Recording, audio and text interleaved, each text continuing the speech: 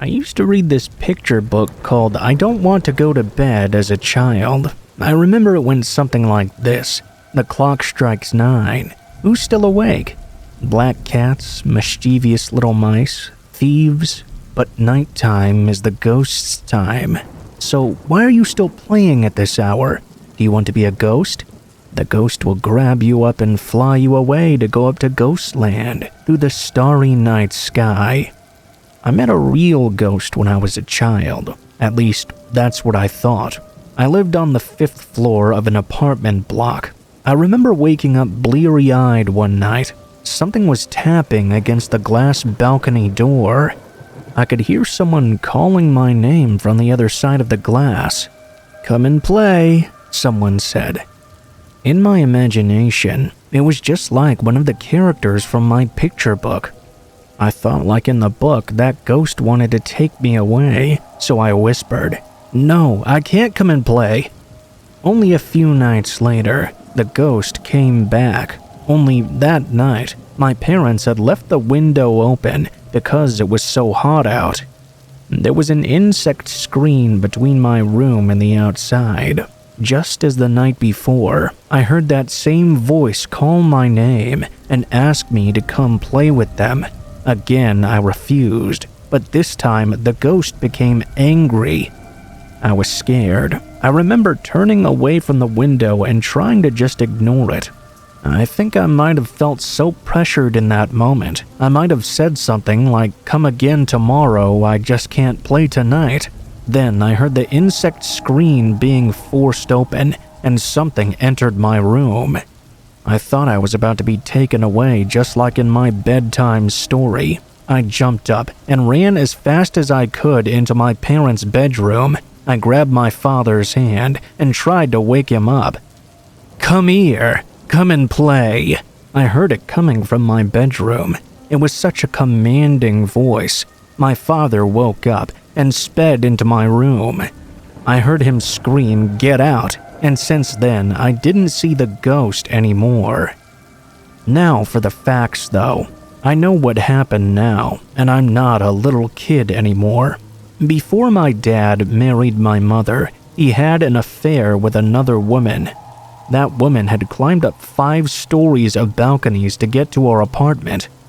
When my dad rushed into my bedroom to see what was going on, she was there. She went crazy and started smashing everything in our family home. My dad had to restrain her until the police arrived. He even had to force her down and tie her up with duct tape. My dad said the look the woman was giving him was an intense stare of hatred that still haunts him to this very day. This all happened when I was about 4 years old, mind you. Every time I tried to ask about what happened or anything about that ghost from my picture book, my parents would always scold me and ask me to stop bringing it up. My mother was pregnant at the time. I can't imagine the stress that put her under. I'm an adult now, but sometimes in the heat of the summer, I'm reluctant to open my windows, and sometimes, just as I'm drifting off to sleep, I feel as if I'm going to hear that familiar tapping at my window once again. I can't recall many fond childhood memories, and I can't erase that one either.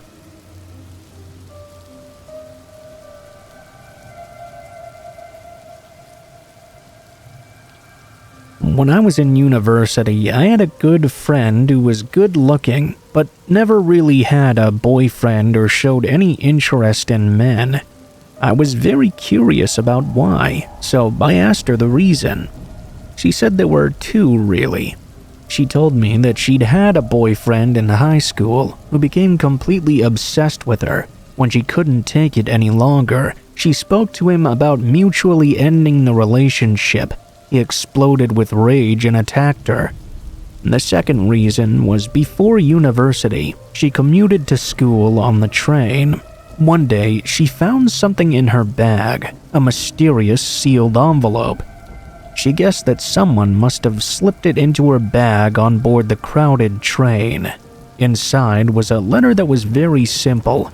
It only had a few words. Love at first sight.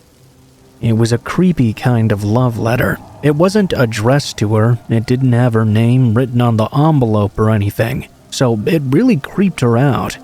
And from thereafter, she found a new letter in her bag each week. She said she didn't do anything to encourage these letters. Since this freaked her out so much, she decided to stop traveling to school on the train. A few days after she stopped commuting, she received a phone call from a number she didn't recognize. She didn't answer the call. She saved the number as stalker ? A few days passed by, and she set up her answering machine service to see if the stalker would try and leave a message at all. She was surprised to find that they in fact had. Her hands were shaking as she listened to what this person said. "Why did you go away? Why did you leave me?" She began to develop a fear of leaving the house and a fear of men. It took her years to recover from that fear instilled in her, not only from her ex-boyfriend, but also from the mysterious train stalker. When she had some confidence back, she decided to go back to university. I wanted to help her get a sense of trust in men again, as there are many good men out there. I knew I was meddling a bit, but I wanted to help her. So I thought I would invite her to a party with men and women both attending. I floated the idea to her, and she reluctantly accepted. The day of the party arrived, and I invited some of my best friends.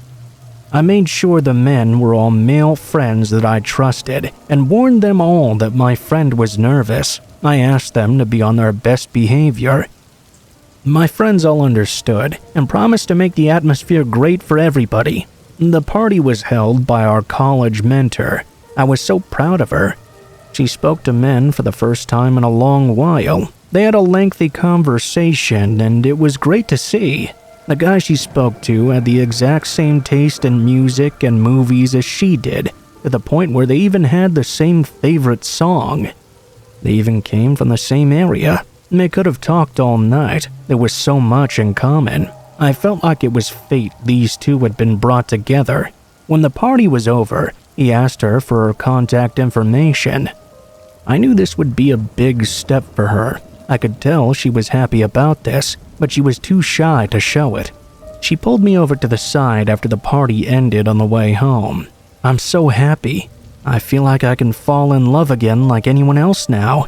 I was so happy for her. I felt just as excited as she did. A couple of days later, she received an email from him. She was pleased, as you can imagine. I respected him for trying to take things slowly as well. After about a week or so of emailing back and forth, she came running into my room to tell me that he had invited her out on a date. The day of the date arrived, and my friend didn't want to be late. She left home with plenty of time to spare. He sent an email saying, "I'll be there shortly. I'll let you know when I arrive." My friend decided to wait in a cafe for him. The cafe was crowded, so she emailed him with her number and asked him to call her when he got there. After about 15 minutes, her phone rang. At first, she was excited, but as she pulled out her phone, the stalker ? Contact was displayed on the screen. Her heartbeat rose. Old familiar thoughts of fear crept forward from the back of her mind. She calmed herself down, though, and tried to tell herself that she was okay. After all, she was in a public space with friends around. "I'll be safe," she thought. She decided to be brave and answer the phone. "Hello? Hi, I'm here. Where are you?" It was the voice of the man she'd met at the party. Her new boyfriend. No mistake. He must have been the one who put the letters in her bag on the train. She called me as she was leaving. All she said was that she had no luck with men. She ran away and escaped that letter stalker with the help of her friends and colleagues. I don't know what they did, but they did make him back off. I'm so shocked by those events. I'm somewhat in awe of the sheer obsession and persistence of stalkers with their victims. I just wish he had left her alone.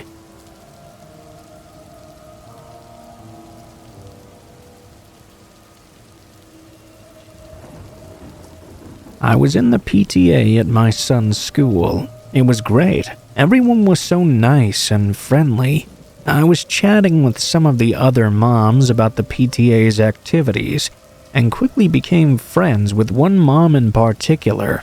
We went to the cinema, had lunch together, and before long we had created a close-knit friendship. We formed a group with some other moms, and we would ask each other questions and chat about our children's grades. Some of us would even boast about how well our children were doing. It was always a conversation subject. My child has always been a motivated studier, but he didn't study as much as my new friend's son. Because of this, I was not as interested as she was in chatting about the grades. Time went on, and our children were set to go to high school. We had examinations coming up, so I decided to sign my son up for some private classes at a cram school nearby. Don't worry, he wanted to go there too. My son did so well on his tests actually, that he got offers from all the best schools in the area. I was very proud, but I didn't want to discuss this with my friends. I didn't want the other moms to feel bad or get jealous. Plus, I was starting to feel like this wasn't much of anyone else's business anyways. In these sorts of circles, people can get very envious, and friendships can get ruined in a snap. One day, it started. Someone started messing with our home. At first, I thought it was just some kids playing pranks, but after a while, it started to turn more sinister. Someone filled up my mailbox with garbage. Someone threw meat all over the side of my house. Someone had crossed my name out on my post and wrote "died" in its place. It was very frustrating for me, but more than anything else, it was frightening. I was incredibly anxious, and I couldn't sleep well during this period. I had no idea what was about to happen next, though. What kind of thing would this person do?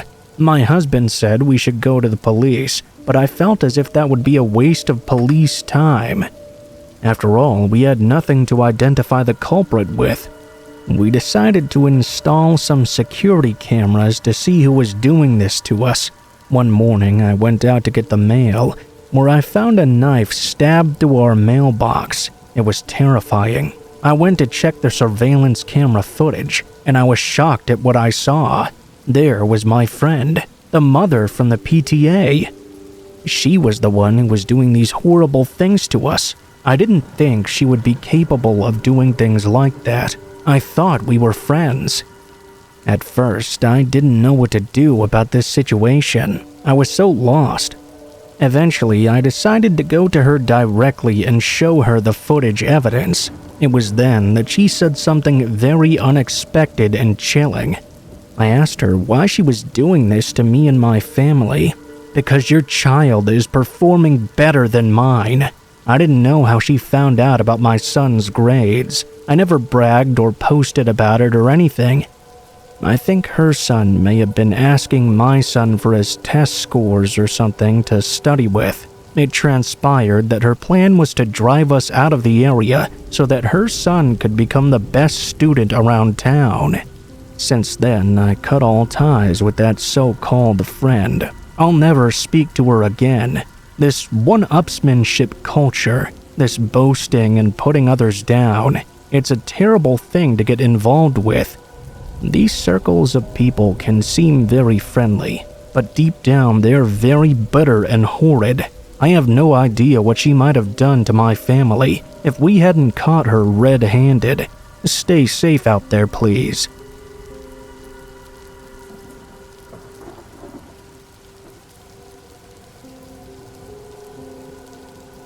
I work part-time at a gas station in my city.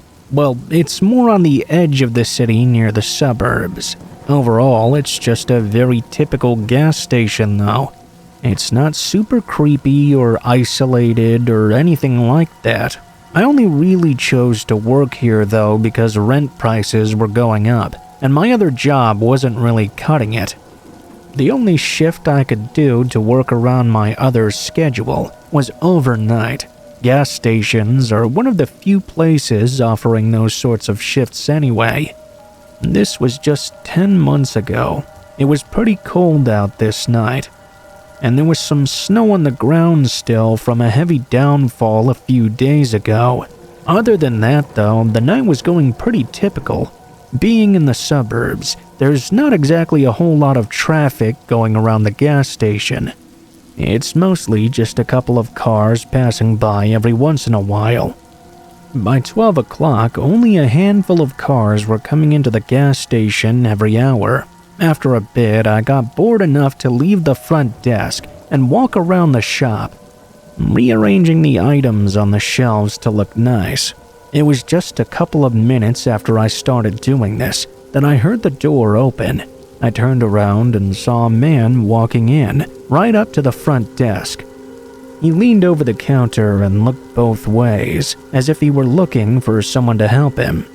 "Can I help you with something, sir?" I said, as I made my way back to the counter. The man turned and looked at me, almost as if I'd scared him. Then he hesitated a bit, before saying, "No, I'm good." He walked out of the store. It was fairly obvious he did need help with something, but seeing that made me quickly think of the possible robbery he was plotting. I did work at a gas station after all, so it was kind of always in the back of my mind. I watched the guy go outside and into a car that was parked in a very strange spot.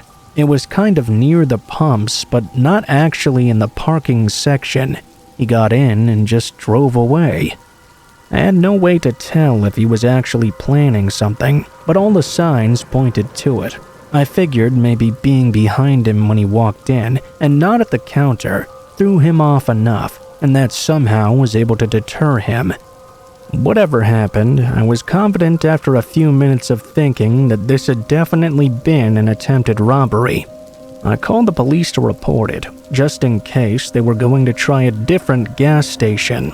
They said an officer would come by in a couple of minutes to get a report. I hung up and waited, but not even a minute later, that same car pulled back into the parking lot. They went right into the spot they had parked before, then just waited there with the car on. I was positive I could see movement in the front seats, like there were at least 2 people inside. I quickly locked the front doors and prepared myself for what could soon happen. As I continued looking out the window, though, the car just stayed there idling. Nobody got out, like they were watching or waiting for the perfect moment. Luckily, though, the cops pulled in and immediately recognized the car as I described it. They pulled in right behind it, blocking them in. Surprisingly, there wasn't actually all that much of a scene. The officer pretty much just walked up and pulled out 2 men, one of which was the guy who had come in earlier. I guess they were trying to play it off like they weren't doing anything, but that didn't really work out well for them. While it seemed to be straightforward, what they had in their car showed a different and more disturbing possibility. In the trunk, there was a stash of weapons, along with the rope, tape, and an assortment of similar items.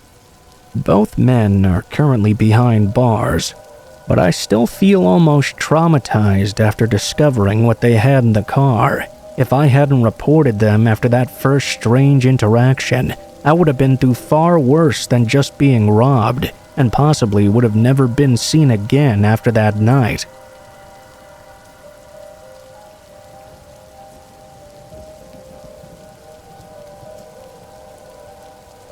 A couple of weeks ago, my friends and I were hanging out after a day at school. I'll call them G, D, and E. We usually hang out often, but what was different about this day was it was so damn hot. We weren't exactly used to being hot where we live. We wanted to go and get some drinks and snacks, but from the park where we were hanging out, it was about an hour away. We decided it would be smart to go to one of the most sketchy 7-Elevens that exist in our town. We all grabbed our snacks and walked out of the 7-Eleven. They had one table right in front of the store. It was right next to the parking lot. I realized at some point a car had pulled up to the space right next to us. It wasn't that big of a deal because there were only like 7 parking spots. Of course, I didn't think anything of it at first. D and G kept dancing, while E and I were just talking and eating chips. One thing to mention is that D's parents smoke in their apartment all the time, and it's really messed up D's lungs, so they can't really do stuff such as dancing without needing to stop and take deep breaths often. I saw that G was looking at something and seemed a bit off. I just figured they were zoning out or something. Well, G and D looked over at me and said, "Should we tell him?" Of course, I was confused by this. What exactly did they want to tell me? G then started walking to me and then whispered in my ear, "Those people in the truck are recording us." To give you a shittily made layout, the truck was parked right in front of the door to the 7-Eleven and right next to us. At the circle table where we were sitting at, I was sitting with my back to the truck. E was sitting on the right side of me, D was sitting on the left, and G was sitting right across. There was a small park behind where we were sitting, but there was a wood wall around it. I immediately grabbed up all my stuff, stood up, and then walked over to a corner, all while G told E what was going on. A man and woman got out of the truck, and we expected them to try and get us to follow them or something. Instead, they just went into the 7-Eleven. We took this as a chance to run to the park that was behind us, but since we aren't dumb, we actually took a picture of their license plate beforehand. Once we got to the park, we were all breathing really heavily, except for E. They were actually shaking and crying instead. I started asking how long they'd been recording us for. She said they'd been watching us for about 5 minutes. I instantly knew that if they were doing it for that long, they were most likely recording us because we were young girls. The people in the truck did look high, but it didn't really help much. Especially after we decided to look up the license plate and realized they were local to the area. So yeah, that's wonderful. Of course, G had to go as soon as this happened. That left me, D, and E all alone. We were trying to calm down a bit, but we couldn't really do much. Of course, D and I both have very bad anxiety, so we were shaking. I also have a history of passing out when I get scared, so I started getting dizzy. I knew I had to go. I knew the man and woman that were recording us didn't actually do anything to us, but it's still creepy as hell to think about what could have happened and how much worse it could have gotten. I'm just glad we all decided to get the hell out of there when we did, or who knows what else could have happened.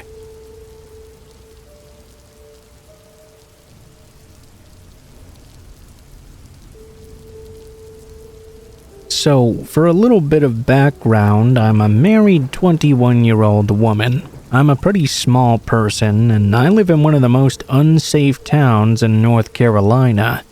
I also have 2 dogs, a large bully mix and a medium-sized lab/border collie mix. It's important to know that I live at the very end of my street, right in front of a section of woods. This happened about a month ago. It was around 6 o'clock at night, and my husband was working a 24-hour shift, leaving me home alone with our 2 dogs. Typically, our dogs are pretty quiet, and they don't bark unless someone's literally right up on our front porch. This particular evening, I was on the couch watching some TV when my dogs just suddenly started losing their minds. They were both growling and lunging at the front windows, then running to my sliding glass back door and doing the same thing. I instantly had a bad feeling. I checked the cameras and they didn't seem to have picked up any movement though. I brushed it off as being paranoid since I was home all alone.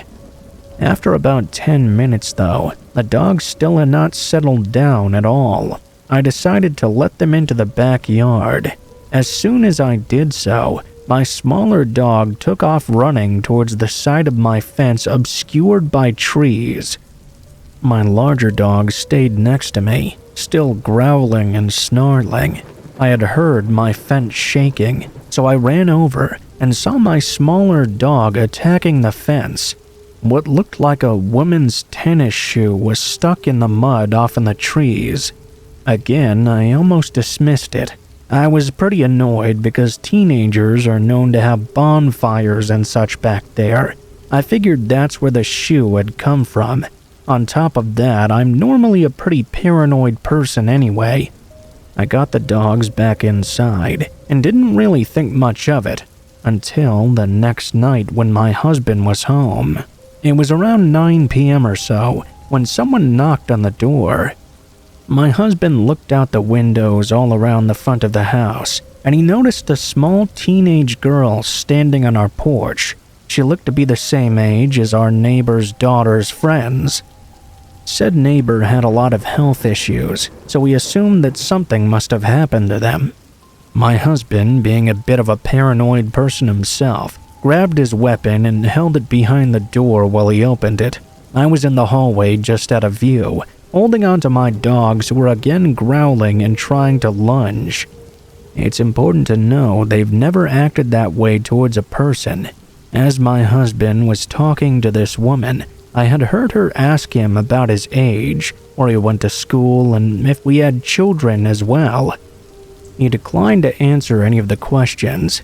Then she asked the creepiest one yet. She asked if any of our neighbors had kids, if there were any bachelors or child-free couples she should avoid. My husband just said he couldn't help her and shut the door in her face. After that, we actually heard her start cackling, then say, "So you really don't know?" before she then walked away. We decided that was really sketchy, and we needed to at least call the non-emergency line. While I was doing so, my husband was watching our cameras. He showed me as this woman walked around our house and tried to look in through our windows. When she triggered our motion sensor light, I thought I would vomit. The shoes she had on were identical to the ones I had seen outside my fence the day before. I made a report, but nothing ever came of it that I know of. I had later learned that this woman had also gone to 2 other houses that same night. Both were single women with small children. After I heard that they had kids, I remembered that the previous day, the kids my neighbor babysat had been playing in my front yard. It seems very likely this woman was out looking for children that night, which is absolutely terrifying in and of itself.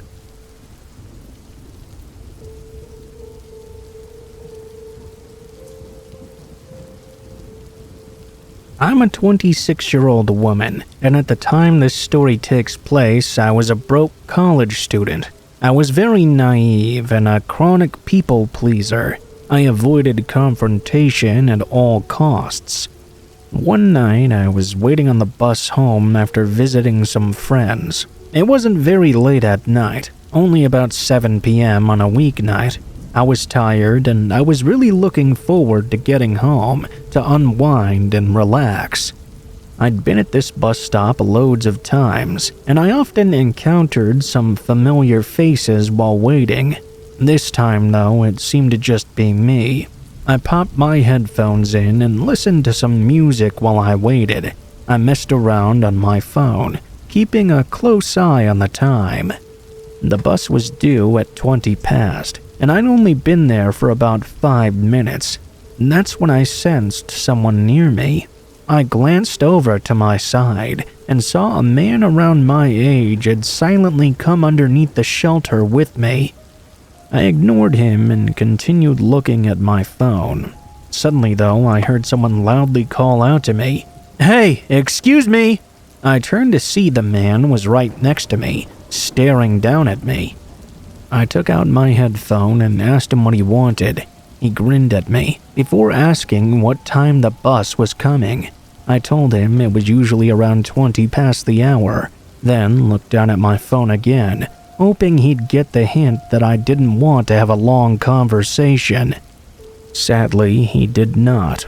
I could sense him still staring at me, and when I looked at him, he didn't look away at all. I smiled awkwardly, which looking back, I wish I hadn't done this, because it probably only encouraged him. Like I said though, I was a really huge people pleaser back then, and to be blunt, I was an idiot. It seemed like out of nowhere that he started trying to talk to me again. He asked if I took this bus often, to which I responded yes, and again gave a tight smile at him, willing him to just go away and leave me alone. I knew immediately I shouldn't have admitted I took this bus regularly, because now he could determine my schedule if he really wanted to. He started complimenting me. "My, you have such gorgeous skin," he told me, which I found to be a bit of an odd compliment. I continued smiling and trying to focus on my phone. By now, I had turned my music off, but I kept my headphones in to give the impression that I was trying to ignore him. I knew I needed to be able to hear him perfectly, though, because he was being so weird and creepy. I felt uncomfortable. When the bus came, I was relieved, even though he got on with me. It wasn't exactly packed, but we also weren't alone either. I thought surely he would leave me alone now. I was so wrong. I sat at the front, and to my discomfort, he sat directly across from me. I was sitting in these fold-down seats, usually reserved for people with prims or wheelchairs. I wanted to be closer to the front, as I felt very uncomfortable. He sat on those same seats directly opposite me. When the bus started, he didn't say anything. He just kept staring at me. Eventually, he started asking me over the engine noise what stop I got off at. I politely informed him that wasn't any of his business, but my heart was pounding in my chest. I was texting a friend what was happening, and I also texted some of my family members just to let them know of the situation too. I was feeling so uneasy, and it was only getting worse. He told me that he wanted to walk me home, and that he could come over to my place and show me a good time. I was disgusted by him. He was leering at me, and kept talking over and over again about my skin. "You know, you have such good skin. I want to stroke it so badly. I love girls with nice skin like yours. I bet you have even more that I can't see." I was so disgusted by his comments. I felt angry. I was getting angrier at myself being so scared that I couldn't bring myself to just tell him to fuck off. This went on for a bit, before the bus driver stopped the bus and got out of his seat. He approached the man and demanded he get off immediately. He must have heard what the man was saying, as he was talking quite loudly. The man began to protest, and even had the audacity to say that he was my boyfriend.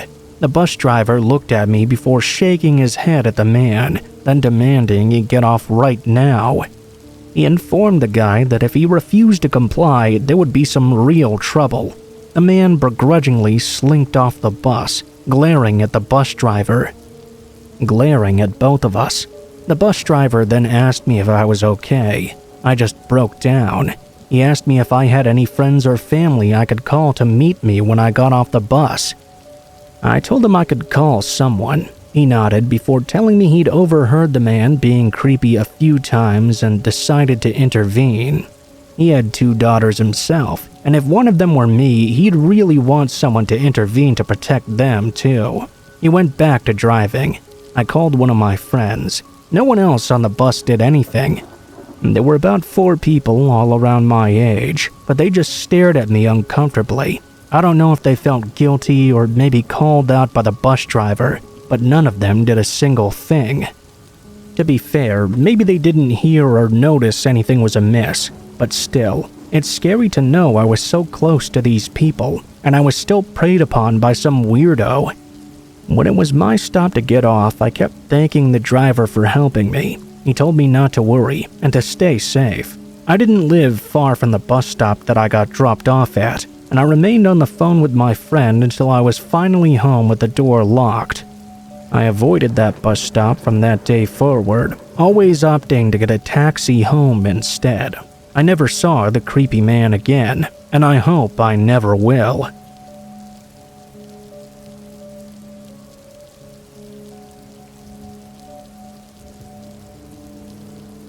We've all had traumatic things happen to us in life. Some are much more serious than others.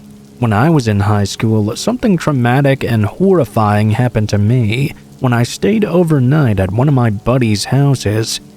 His parents were going out of town on Saturday night to celebrate their anniversary.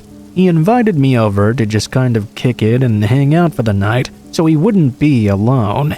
We did invite a few other people over as well and played some games. Ultimately though, everyone left around 11 or so.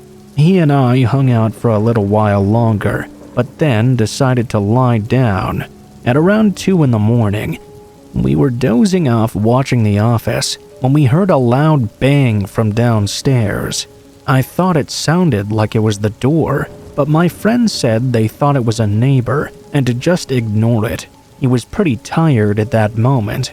We were both on the verge of sleeping, so we didn't react much at first. Maybe it really was just the neighbor. I mean, it could have even been a bird hitting the house or something. Just as we'd convinced ourselves it was nothing to worry about, the knocks at the door started almost in a perfect rhythm. The bangs on the door echoed throughout the house. We had no idea at that moment what to do. This was clearly not a neighbor's problem. This was our real life, and there was someone knocking on the door at 2 in the morning. Every couple of seconds, the knocks would come again. Sometimes they were much harder, and sometimes they were so light you almost couldn't hear them. It didn't matter what type of knock it was though. Just the thought of someone standing out there at this hour was enough to scare us both out of our wits. We snuck over to one of the windows so we could catch a glimpse of the knocking person. To our surprise, it was just a normal-looking man. He didn't look like some addict or criminal or even sketchy at all. He literally looked like a completely normal guy you'd just see walking around outside. He was wearing a nice pair of sneakers, jeans, and a nice Nike polo shirt. You might have even mistaken in thinking this guy was going golfing or something. Not exactly a scary individual, but it was just so weird.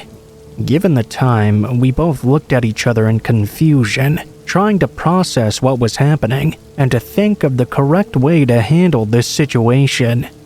He really started to bang on the door now. We jumped down. Remember, this was 2 in the morning. So this could have been a Girl Scout selling cookies and it would have been unsettling. I was watching out the window while my friend was trying to call his parents to find out what to do. He was unsuccessful, but he kept on trying. He wasn't smart enough to call the hotel or wherever they were staying. The guy finally just walked away. The relief was short-lived though. Maybe 30 seconds later, he returned and taped some sort of note onto the front door. He didn't knock or anything this time, just left the note and sat on the front steps for about 5 minutes, then walked away. I kept looking outside, but I couldn't see him. We both decided that whoever this character was, he had to have been gone by now. My friend went to unlock the door, and I yelled at him to stop. He told me the guy was surely long gone, and I had nothing to worry about anymore. He wanted to know what the note said. I'm not going to lie, I wanted to know what it said too. Well, my friend had just opened the door and grabbed the note. As he was pulling the tape off the door, we heard a loud bellowing voice from the distance. "Hey, you!" We both froze and looked up. The knocking man came out of the bushes from across the street and started to charge right at the front door. We both screamed as we slammed it shut. Another large man emerged from the bushes nearby and followed the man from earlier. My buddy slammed the door and was fortunate enough to get it locked before they reached it. Both men started to pound on it, not knocking at all. I looked out the window and saw the larger man who wasn't out there originally was slamming his shoulder into the door. The bangs against it were unrelenting. We started to fear the worst. Finally, my friend called the police, and the guys outside must have heard what we were saying. They fled instantly. The police showed up and thankfully were able to get a hold of my friend's parents. They came home immediately. The worst part about all of this was the note that had been taped to the door. It was a very violent and detailed note about being at the house to pick up the money.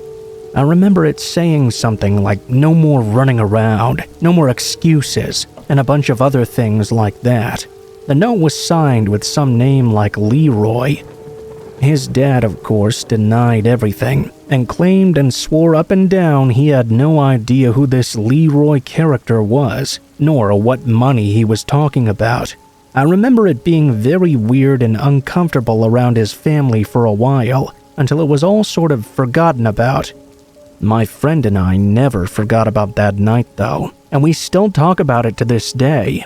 I wondered to myself all the time, was his dad secretly up to something? I mean, the note was addressed to him specifically by name. They knew where he lived, and after that night, nothing ever happened again. It just seems so weird, but I guess I don't know enough about the seedy underbelly of society to know if this is normal or not. We never got any more closure on that night, and trust me, I tried. We pestered his dad for an hour trying to get information, and he just kind of rolled his eyes, saying it must have been some weirdo playing a prank. Maybe, but whatever it was a horrible night and a horrible memory I'll always remember. To this day, I still don't like being home alone.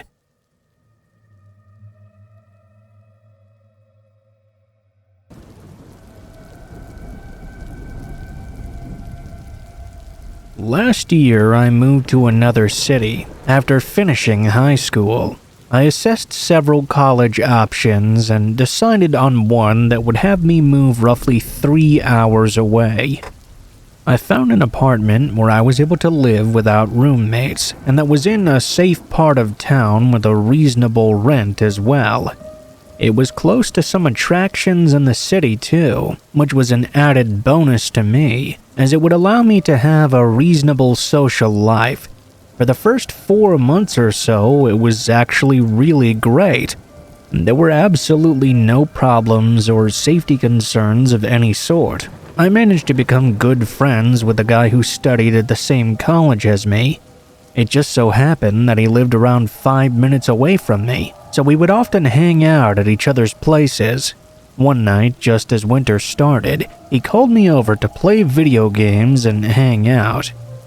We had a pretty chill night, drank a few beers, and had a good few laughs. We enjoyed ourselves quite a bit.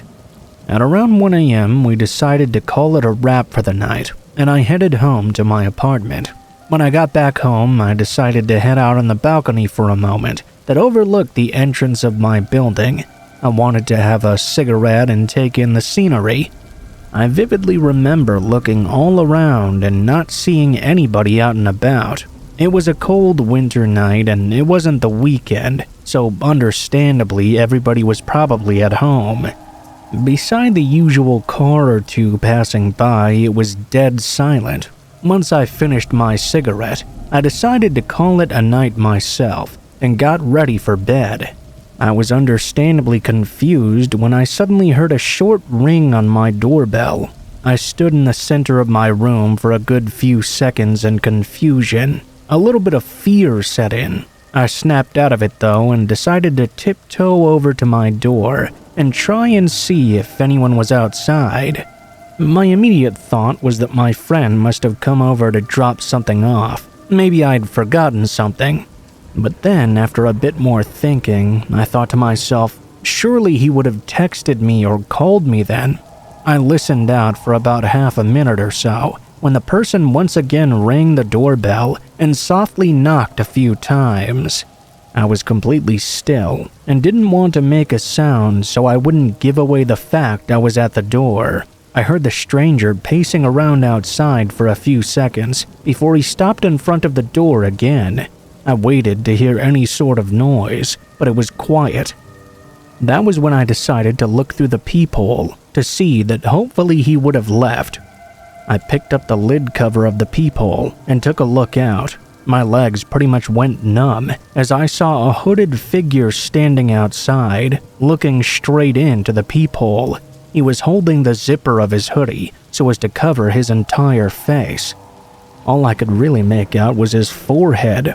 He must have either heard me lift the cover or heard my heavy breathing, because right away he moved from the peephole and called out to me, "I know you're there at the door."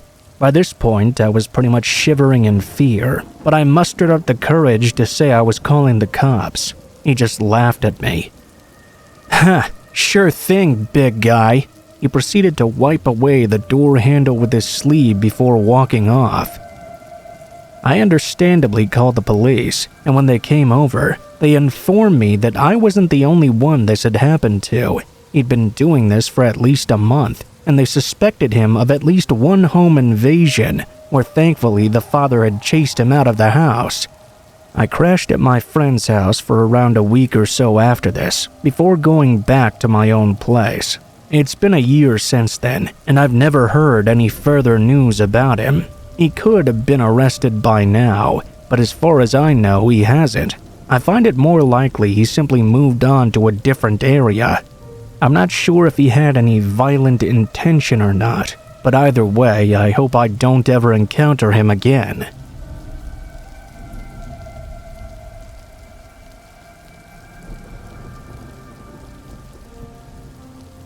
This happened about 10 years ago when I was on summer break. I was 15 years old. I grew up in a very run-of-the-mill, middle-class neighborhood in San Antonio. Our house sat on a corner, and the fence around the backyard had horizontal wooden beams that almost made an X, as opposed to a vertical fence post that I'm more familiar with. Because of this, there were larger gaps in between the beams, and peeking through was fairly easy. Another detail worth noting, our back gate on the side of the house near the road had been wide open many mornings. Because of this, my dad had looped some wire through the latch and twisted it like a bread tie to keep it engaged. We'd close it every time, but somehow it still kept ending up open. In the backyard, there was a large deck and an above-ground pool that the deck was built up to on one end. A huge, beautiful oak tree shaded the deck and part of the pool closest to the house, so my sister and I would anchor our feet at the farthest edge and sunbathe on our floats. This happened on a Sunday. My grandfather was visiting, and he and my parents were inside napping. My older sister was gone with her friends to a different pool, and I decided to go float about in the backyard.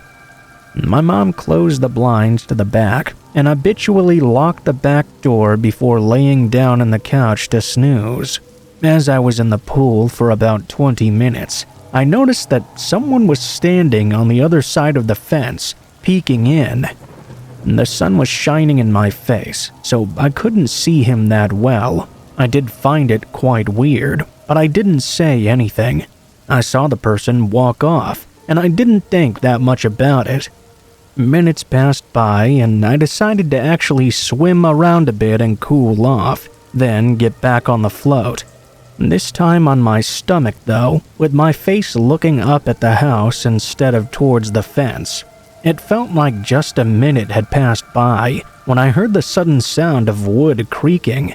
I turned around, only to see a man now halfway over my back fence, about 15 feet away from me. Once he hit the ground, part of me was in shock. I froze for a moment before sheer terror and panic took over. This is not a dream. This was really happening, and I needed to get back inside right now. I felt as though that small pool had become Olympic-sized. I couldn't get to the edge and climb out fast enough. By the time I made it out of the pool and started running to the back door, the man had already made his way around it and was up on the deck coming towards me. He appeared to be in his late 20s or early 30s, pretty thin and around my height, 5'9". He was just walking with purpose the entire time and never spoke a single word. I got to the back door only to find it locked. I started screaming for them to let me in and pounding on the door. At least my mom was right there to unlock it, but those 30 seconds felt like 10 minutes. When my mom finally opened the door, the man was just standing right behind me with this blank look in his eyes. I was crying, my grandpa was freaking out, and the man was just standing there looking inside at me. My dad ran downstairs and went crazy, screaming at the man and pushing him, telling him to get the hell out of here. My mom was on the phone with the police at this point, and the next moment makes the whole thing 10 times creepier. The man turned around, walked around the house over to our back gate, which had the wire in the latch, mind you, and untwisted it. He pushed through, leaving the gate wide open, as it normally was. He walked back across the street and went into our neighbor's house. The police arrived soon after. It turned out the man had been staying with his sister for the past 8 weeks and was on parole/recently released from jail. Theft and assault charges, I believe. He had broken into a different neighbor's home and stolen some china and a few of their family photos. He went back to jail soon after, and we never found the back gate left open again. I still get chills thinking about this, because my sister and I both had our bedrooms downstairs, with our windows facing the backyard. I just know he was coming in there and watching us at night. My parents moved out of this home a few years later when I went to college, but I slept upstairs on a pull-out couch for months after this, and I'll never live on the ground floor again if I can help it.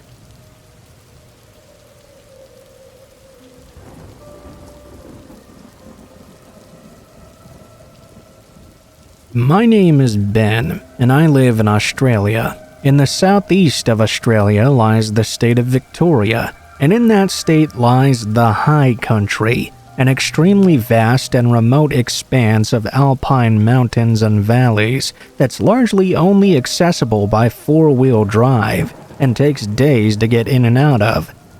The place is popular with 4-wheel drivers, deer hunters, and hikers as well.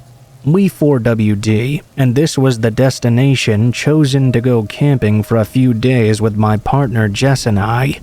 Some time away from the world beyond the reach of mobile phones. The 4WD was loaded up, lists double-checked, vehicle maintenance done, fuel loaded onto the roof racks, the police station closest to our destination notified of our trip, and off we went. We were headed to a place called the Wanangata Valley, a remote valley deep in the high country. A huge amphitheater-type valley, with alpine mountains rising high in every direction, and a river running along the valley floor. Towards the end of the first full day of driving, we finally made our way down the last track for the day, skirting the ridge and arriving at the valley floor, just as the sun dipped below the mountains. We found a secluded spot to pitch our tent, nested in amongst the trees by the riverbank. It was a midweek and off-season, so we were the only ones there that we knew of. After setting up camp and having a meal by the fire as the sun went down, we snuggled up together in our sleeping bags and in short order decided to hit the hay. At some point in the night, though, I awoke to a loud noise outside. I wasn't sure what I was hearing, so from the inside of our tent I listened. I didn't hear anything else. I thought I must have been going mad. No sooner than I'd thought that, though, I heard another noise.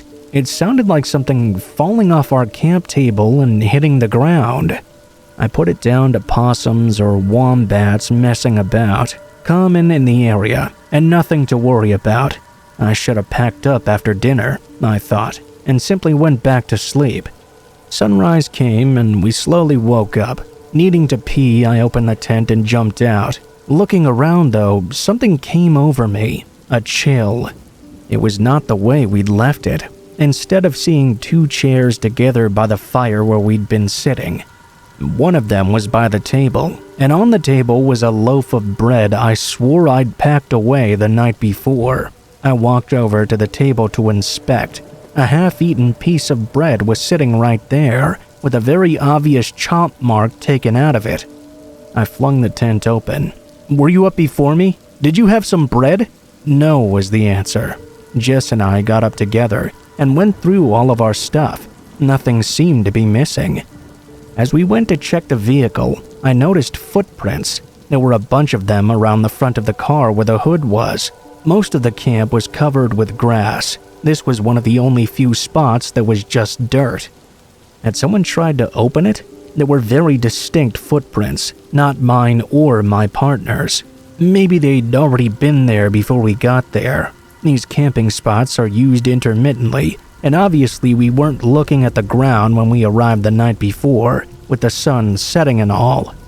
I don't think either of us wanted to actually admit what we were both thinking, that someone had been creeping about our campsite in the night, far from civilization. We discussed if a possum could have made the bite marks, and argued about if one of us had left the bread out on accident. We eventually discussed moving on and camping somewhere else instead. After much deliberation, though, we decided to stay. I had the rifle in the vehicle, and I guess that gave me an overinflated sense of safety. In hindsight, it was a very poor choice. As the day rolled on and the sun shining and nothing eventful happening, I decided to walk across the valley floor, about 800 meters to an old ruin of an isolated homestead, probably built by settlers who ran cattle in the valley some hundreds of years ago. Steeped in mystery, really. There's an old unsolved murder from 1917 that always captivates people too. I read the plaque, took some photos, and started wandering back to camp. As I neared the halfway mark back, I noticed Jess was walking across the field towards me. Must have gotten bored, I thought. As she approached, though, it was clear she was in a panic. Immediately, she started telling me how she went down to the riverbank to wash the pots and pans, when, as she looked up, she saw someone over on the other side of the river, watching her from deep in the bush. I had no reason whatsoever not to believe her. I asked about what he looked like, and got told an old man, 70 or thereabouts, scraggly looking and in old tattered clothes. Apparently, the second he'd noticed she'd noticed him. He got up and walked away, disappearing into the impenetrable brush. I couldn't comprehend it. How was anyone out here without a four-wheel drive or a dirt bike? And how would anyone get to that side of the bank without first crossing over from our side? There's days worth of damn near impossible to walk through foliage on the other side just to get to where my partner saw him. We decided to jump in the vehicle and drive along the length of the alley, checking the dozen or so riverside camping spots as we went. I wanted to spot a camp, have my partner ID the guy, and make sure he wasn't creeping. Our theory being that he may have been a hunter. After making our way up and down the valley and not seeing anything though, we drove back to camp at a loss to explain anything. As the sun started to set, and with my partner and I quite shaken now, I grabbed the rifle and sat it next to us as we cooked dinner and chatted, having drinks to settle the nerves. We talked a bit and settled into a good foot warming in front of the fire. At some point, Jess needed to go to the toilet. I was asked to come with her to the spot behind a tree where we'd placed the portable toilet. Considering everything that had gone on, it was a no-brainer. Jess did her business and we turned around and came around the side of the tree. That's when we saw him, standing in our camp about a meter from the rifle I had sitting against the table, was an old man. Jess squeezed my arm so hard I thought it was going to come off. Everything about her body language screamed, "This is him." As we got closer, I could make out some more odd things about him. He had part of a deer antler in his hand that looked like he'd been whittling away at it, and what looked like antler pieces carved to plug large holes in his ears. Same goes for the bone-looking buttons on his ratty old coat. He wore leather shoes that looked homemade. "Good day," he said. "Fuck me, mate, you gave us a fucking heart attack," I said. "Where have you come from? Everything all right?" "Just over yonder. You lot aren't hunting anything around here, are you?" He looked directly at the rifle. "We might be. Why?" "Oh, there's no hunting around here. Not enough deer as it is." "Well, we hadn't decided on it. Probably packing up soon anyway." I edged my way towards the rifle. "I should put this away. I didn't mean to spook you," I said, looking for an excuse to grab it up in my hands. "It's all good. Things like that don't spook me." I picked up the rifle by the barrel and held it like a walking stick in an attempt to be non-confrontational. "No offense, but you really caught us by surprise there. You gotta be the only person we've seen since we got here." "Yeah, I saw you come in last night. I've been coming up here for 40 years. Beautiful spot, isn't it? Takes a bit to get down into the valley, eh?" "Yeah, man, look, no offense, but we're gonna hit the sack soon. Do you need a lift back or something?" "No, all good. Just out for a wander before I tuck in for the night. I saw the fire and thought I'd say hello. Anyway, I'd better be on my way." With that, he turned around and walked off into the dark, no torch in hand. That was officially enough to spook us beyond any ability to calm down. We decided to pack up in the dark and head out, even if driving in the dark was monumentally stupid in this part of the high country. We got in and drove out, taking us along the valley floor. We didn't see a single fire, camp, vehicle, nothing. We kept on driving. Halfway home, Jess, bored from the drive, flipped on the camera. The memory card was missing.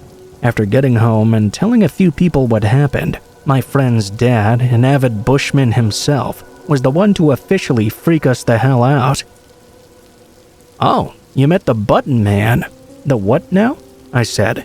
"The Button Man. He's an old bushman who goes out into the high country for months at a time, hunts with a spear, appears out of nowhere. He loves scaring people, has these buttons made out of bone. There's a lot of people that go missing up that way. The cops keep looking, but they can't find a single trace. Campers, hikers, one camp was found burnt to the ground and the car left abandoned. Can't find any evidence at all." A quick Google search after confirmed it to my surprise. The missing people, the Button Man, the lack of evidence. Police set out into the bush and found his camp, spoke with the man too, but found nothing else to go on. During my research, I found out that not only is he very real, dozens have met him. He always appears out of nowhere at their camp, but as for his connection to any of the missing people, only he can know. We don't camp that valley anymore. Hell, we don't camp that side of the high country anymore. Anyway, that's our story of how we met the Button Man.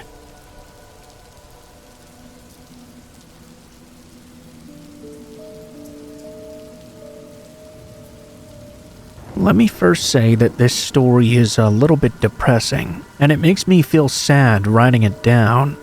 But that doesn't change the fact that this was one of the most frightening nights of my entire life. My father passed away when I was 4 or 5 years old, and my mom met David when I was 10. He ended up adopting me several years later. Even though he wasn't my real father, he raised me as though I was his own daughter, and I loved him like he was my real dad. You know what? Scratch that. I hate that phrase, real dad. Because he wasn't like a real father. He was my father. He was a great man and treated my mother and I like we were the most important things in the world. Unfortunately, a few months back, David passed away. He got sick very suddenly and died not long after. It was a sad event, and it hit my mom especially hard. He was old, but it didn't hurt any less. My elderly mother was already declining in her health, and we were worried this may be the final straw that broke her back. A few nights after the funeral, my mom began to call me in the middle of the night. Every time I thought, oh no, and figured the worst. It was bad, but not that type of bad. She was absolutely terrified. 2 nights in a row, she called me and claimed that somebody was in her house and she could hear them moving around. She was incredibly scared. My husband and I felt horrible on both days we went over and searched the entire house, only to find nothing out of place. It didn't look like anybody broke in, nothing was stolen, and we triple-checked that everything was locked up tight. On the 3rd day, my mom finally begged me to stay overnight. This was so if the intruder showed up again, I could witness and either stop them or call the police or something. Honestly, I just thought my mom was really tired and dreaming, and thinking her dreams are real or something. At some point during the night, I thought that I heard someone or something coming from the dining room. It was pretty jarring, because it was clearly a voice. For a single second, I thought my mom might be right, and there really were people breaking into the home. I slowly got off the couch and started to head towards this noise. I ruled out ghosts immediately, because I'm not really into any of that. I started to think that maybe it was someone homeless or something, and they were squatting inside an elderly person's home. All these ideas were running through my head a million miles an hour as I was drawing closer to the noise. When I was only one room away, I could hear the voice more clearly. It was my mom. I stopped sneaking at that point and walked into the dining room. My mom was sitting at the head of the table, having a full-blown conversation with nobody. It was the strangest thing I'd ever seen. Her eyes were wide open, but they were almost glazed over. She was awake and asleep at the same time. She never looked in my direction, but she seemed to know that I walked in. In a cheerful voice, she said, "Hello, dear. I'm just enjoying some time with David." I looked over, and the chair next to her was slightly pulled out, like my mom had pulled it out for someone to sit in. I got closer to her, and when I saw her eyes, they were even more disturbing. It was like I could only see the white parts of them. Mix that with her eerie smile and talking in the moment, and it was incredibly creepy. I gently tried to remind my mother that David had passed away. She just laughed and waved her hand in my face. "You're so silly. David's sitting right there." I was at a loss for words. I didn't know the correct way to handle this. Do I just make my grieving and elderly mother happy and let her think she's talking to her dead husband? Or do I try to wrangle her way back to reality and crush her with heartbreak? She grabbed my hand, still not looking in my direction or changing her facial features in any way. "You can leave now, sweetie. I don't know why I was so scared. It was just David cleaning the house that I heard last night. It was just David." I remember word for word. She just kept repeating that last part. Her sleep-talking devolved into gibberish. Then, every once in a while, I would hear the name David slip out of her mouth. I didn't realize until that night just how hard my mother took the loss and how fragile her mind had become. When I tried to move, my mother snapped and growled at me like she was a wild animal. "Don't touch me! I'm talking to him!" I called my husband, and he met me over there. We decided to call 911 because we didn't know what else to do. They tried to take her to the hospital, but she became extremely hostile and violent. Not because we were taking her from her home, mind you, but because we were taking her from David. She kept saying she wasn't allowed to leave because David wanted her there. The mind can truly conjure up anything when it's hurting. My mother passed away not long after that night, God rest her soul. She never came back to herself after that night. Her half-opened eyes and sleepwalking appearance never went away. The doctors told me she had some type of nervous breakdown, and due to her age, she could no longer separate reality from her mind. It really is so sad. When my biological father passed away, my mom was a wreck, but buried those emotions to raise me. David saved her in so many ways, so when she lost him, it was like she lost everything in that moment. I'm sorry if the story was a bit of a downer, but I'll never forget how my mother was acting that night. I'm a skeptical person myself, but a part of me almost believes that David really was there with her. It's creepy. The mind is an insane tool. Even just my mom thinking the man was sitting with her freaks me out a little bit. Take care of yourself, folks, and tell your loved ones you love them any chance you get.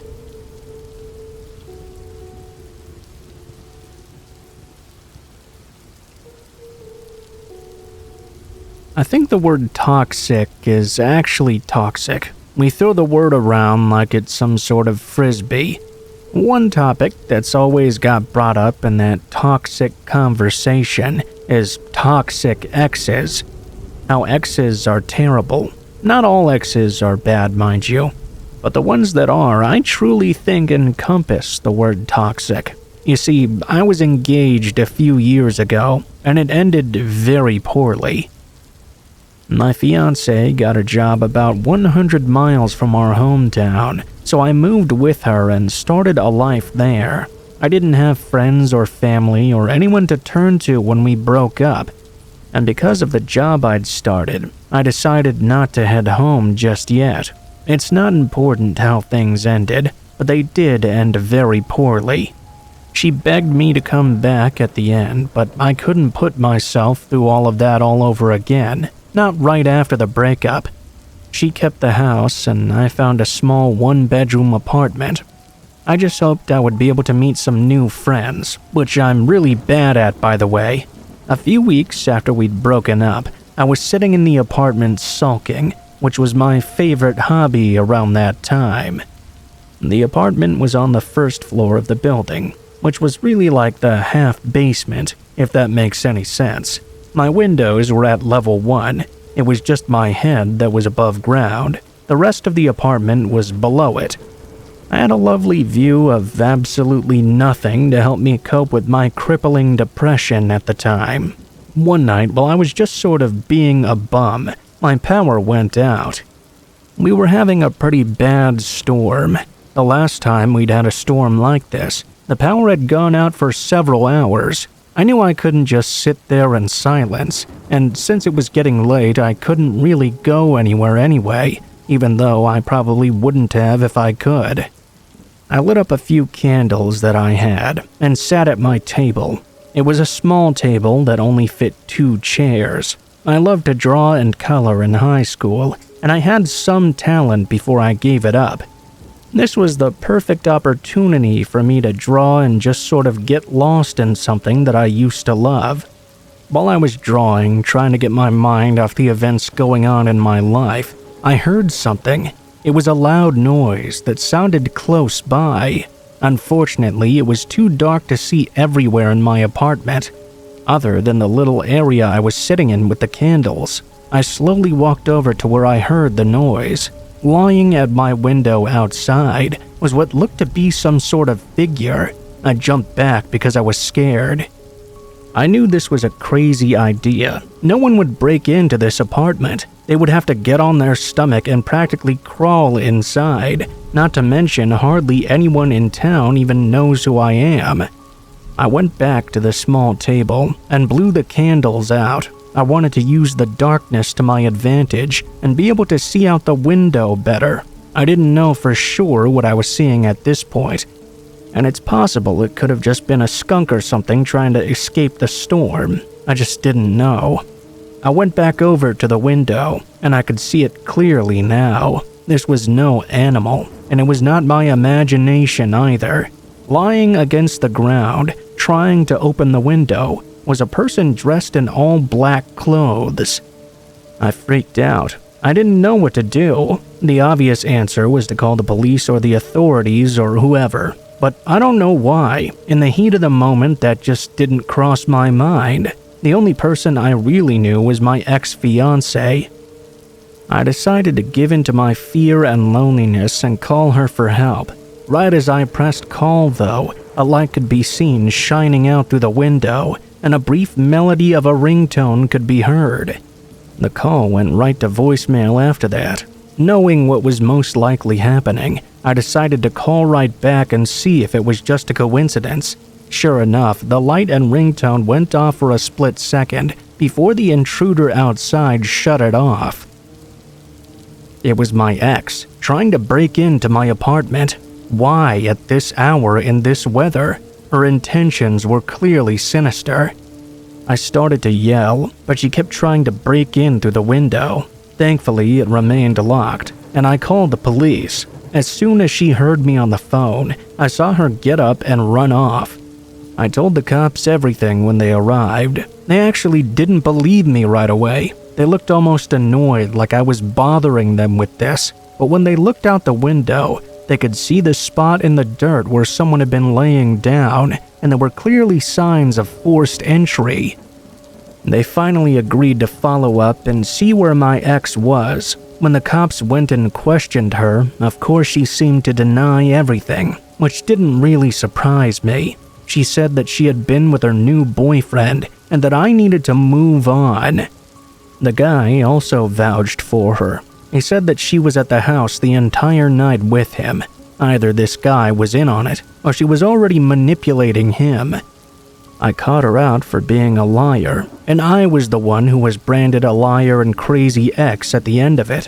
When I brought up that I'd called her twice and both times the phone lit up, she said her phone was broken so it couldn't have been her. That was it for me. I couldn't live in this town anymore. Now that I didn't feel safe being here, I paid an early termination fee for my lease and moved away to stay with my family until I got back on my feet. I've never heard from her again, and I'm so thankful for that. My life is much better without that toxic human being ruining it.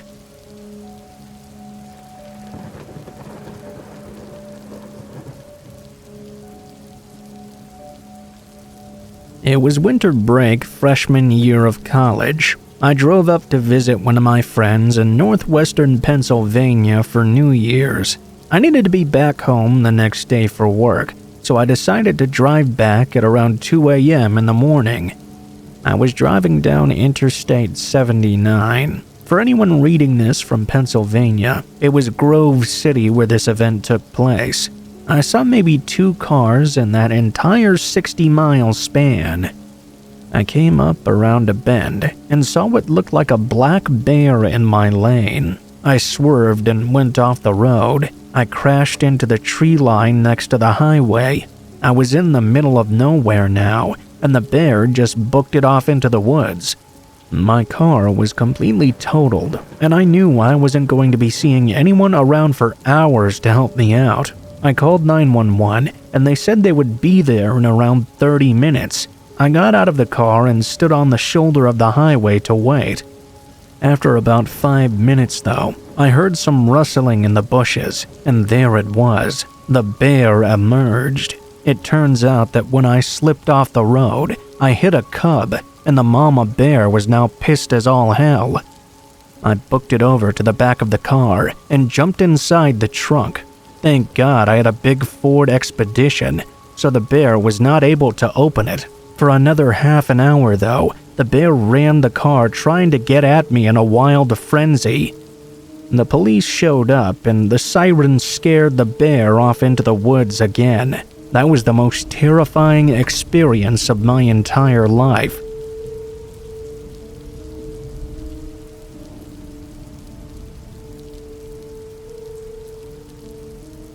This happened my senior year of college, Christmas break 2006.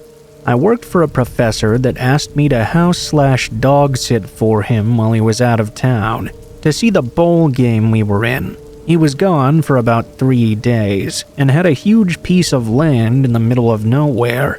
I invited my girlfriend at the time to come with me. He had horses, fishing, a gator, etc. So the first 2 nights went down with no incident, but on the last night, his little foofy dog started having a fit. She kept barking at the back door all of a sudden. At first, we just blew it off, but decided to lock the dog inside in case there was a coyote out there or something. After a while, we started to get a little creeped out though. I kept saying it was probably just an animal and we'd be perfectly fine. My girlfriend wanted to go investigate and see what was out there. I thought it was a bad idea, but what can I say? She went outside and said she'd seen a glimpse of something small and gray, but it ran off. Alright, so just an animal. No worries. By this time, we were both really spooked though. At this moment, the dog started barking at the window on the other side of the house. We were still trying to ignore it, but we were starting to get a little bit worried. We decided to get into bed together. There was an awkward, fearful silence, and then I began to hear it. There was what sounded like a young woman singing a soft, eerie lullaby outside. I didn't say anything, hoping my mind was just playing tricks on me. And that's when my girlfriend turned over to me. "Let's get the fuck out of here." "Why?" I asked. "You didn't hear that girl singing?" "Okay, yeah, let's get out of here." Sure enough, we left right away. I even called someone to talk to me while we walked out to my car. The next morning, we went back to clean up the house and such, but we didn't find any signs of anyone having been outside. The most scared I've ever been, really.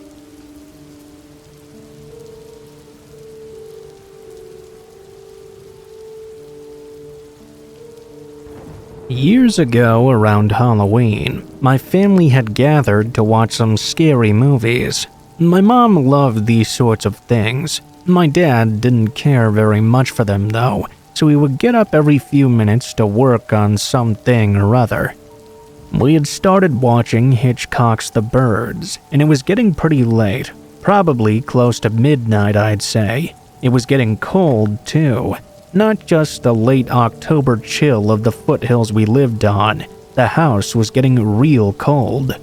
At first, my mom just asked my dad to turn up the thermostat, but after a couple of minutes of the furnace running and the house not warming up, he realized he'd need to go check the furnace downstairs. He grabbed a lighter and headed down there. A minute later, we heard him shouting out for us. "Hey, you gotta come see this!" He said it with something that sounded like part excitement, part nervousness in his voice. We got down there and saw him shining a flashlight into the furnace. Peering in, we noticed the pilot light was indeed out, and then we saw the reason. A dead bird, about the size of my palm or so. It had flown into the furnace from outside and put the flame out, so it was leaking gas into the house.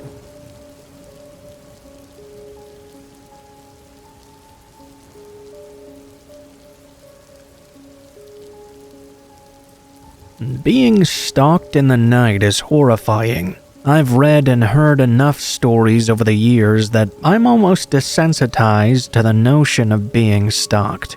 I say that now, but I'm sure if I was being chased by some crazy person, that I would probably jump out of my skin. I will say though that I know firsthand what it's like to be potentially staring death in the face.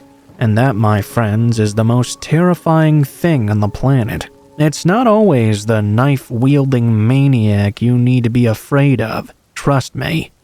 Last year, I decided to rent this little cottage that was practically right in the middle of nowhere. I don't love people and I hate the city, so I just wanted to get away for a while and live in nature. You know, listen to the trees, the wind, and the wildlife. This place was adorable, and its wilderness location was perfect. It was in the mountains, but still had all the afternoon sun. It was as close to heaven as I've ever been. Up in these parts, it's not uncommon to see wildlife stumble near your cottage, like deer or even a bear in some cases. A few weeks ago, a couple of bears came by and actually tried to get some food out of my cottage. They were unsuccessful. I wasn't really that scared. I was actually excited. I got some cute videos I'll be able to enjoy for the rest of my life as long as I keep them. However, one night at the cottage, things got really bad. I may have accidentally drunken a little bit too much, and as a result I passed out on the recliner, which was in the main room of the cottage. Just to give you some idea of the size of this place, it was a small kitchen much like you'd find in a typical apartment, then just one main room with a recliner, a small chair, a table, and a bed in the back on the back side. There was also a little bathroom with a walk-in overhead shower. In other words, this was not a space two people could live in. Because I drank so much, I forgot to lock the door. That wasn't a huge deal, because this place was in the middle of nowhere. It was more so a comfort thing. I just like to lock the door no matter where I am. I like the idea of being safe while I'm asleep. I'm sure you understand. Well, my nightmare was about to come true, because I suddenly woke up to the sound of things smashing and breaking coming from the kitchen, which was where the door to the cottage was located. I thought I was being punished for the one time in my life I'd forgotten to lock the door. Just my luck that I would have an intruder in the middle of nowhere. I grabbed my pocket knife and snuck to the doorway. Let me tell you, I wish it was an intruder. Well, let me rephrase that. I wish it was a human intruder. In the kitchen, going nuts digging through the trash and all the food I had in the fridge, was a fully grown mountain lion, its tail whipping back and forth. It was making this horrible guttural growling noise. I didn't know if it was an enjoyment sound or this thing was ready to rip off my face. Either way, I didn't want to take that chance. I jumped back on the other side of the wall and tried to figure out how I was going to escape this situation. In the little bathroom was a small window that I was sure I could climb out of. I was too scared to make any noises though, for fear this giant cat would hear me. The more the mountain lion snarled, the more scared I became. I finally made a run for the bathroom. The cat heard me. Do you want to hear something scary? YouTube the sound of a mountain lion growling. Now imagine that just a few feet away from you. It was one of the worst things I'd ever heard. As I ran to the bathroom, I slid the door shut. I heard the mountain lion jump into the main room. Of course, the bathroom didn't have a real door, just one of those sliding doors. I was holding it tightly as I could, trying to think of any way out of this predicament. While I was holding the door, the mountain lion started to ram its head into it. I was screaming, which I'm sure was making the cat even more tense. For once, this small bathroom came in handy though. I was able to hold the door shut with one hand and reach across to open the window. I didn't care about the deposit, so I kicked out the screen, and in one fell swoop I dove out the window. As soon as I let go of the door, the mountain lion was able to open it, and all I remember seeing was this vicious-looking head growling as I tried to jump out. I ran to my car, which was thankfully unlocked. I jumped in and locked the doors. I didn't have my keys on me, so I couldn't drive anywhere, but at least I could lock the doors and be safe inside. I did eventually see the lion come out of the cottage about an hour later. It walked around the car for a while. That scary cat continued to make these low growling sounds and even bared its teeth at times. Sometime around dawn, the mountain lion finally retreated somewhere and was gone for a while. I left the car and rushed into the cottage. The place was destroyed. I grabbed my keys and my phone and drove into town. I called the property owner, and the guy somehow just laughed. I had the worst night of my life with an animal I thought was going to rip my throat open, and this guy was laughing. He basically just told me that that sort of thing can happen around here. In case you couldn't tell, I left that very same day. And yeah, I did have to pay for the damages. You gotta love those contracts. Needless to say that nature is no joke. That undoubtedly was the worst experience in my life, and I wouldn't wish that on anyone, except maybe the property owner. Well, I'm just kidding about that. I've since found a boyfriend, and I gotta be honest, I don't really like being alone so much anymore. I'm getting older. Maybe this experience rocked me to my core. The only thing I can say for absolute certain is that now I am most definitely a dog person.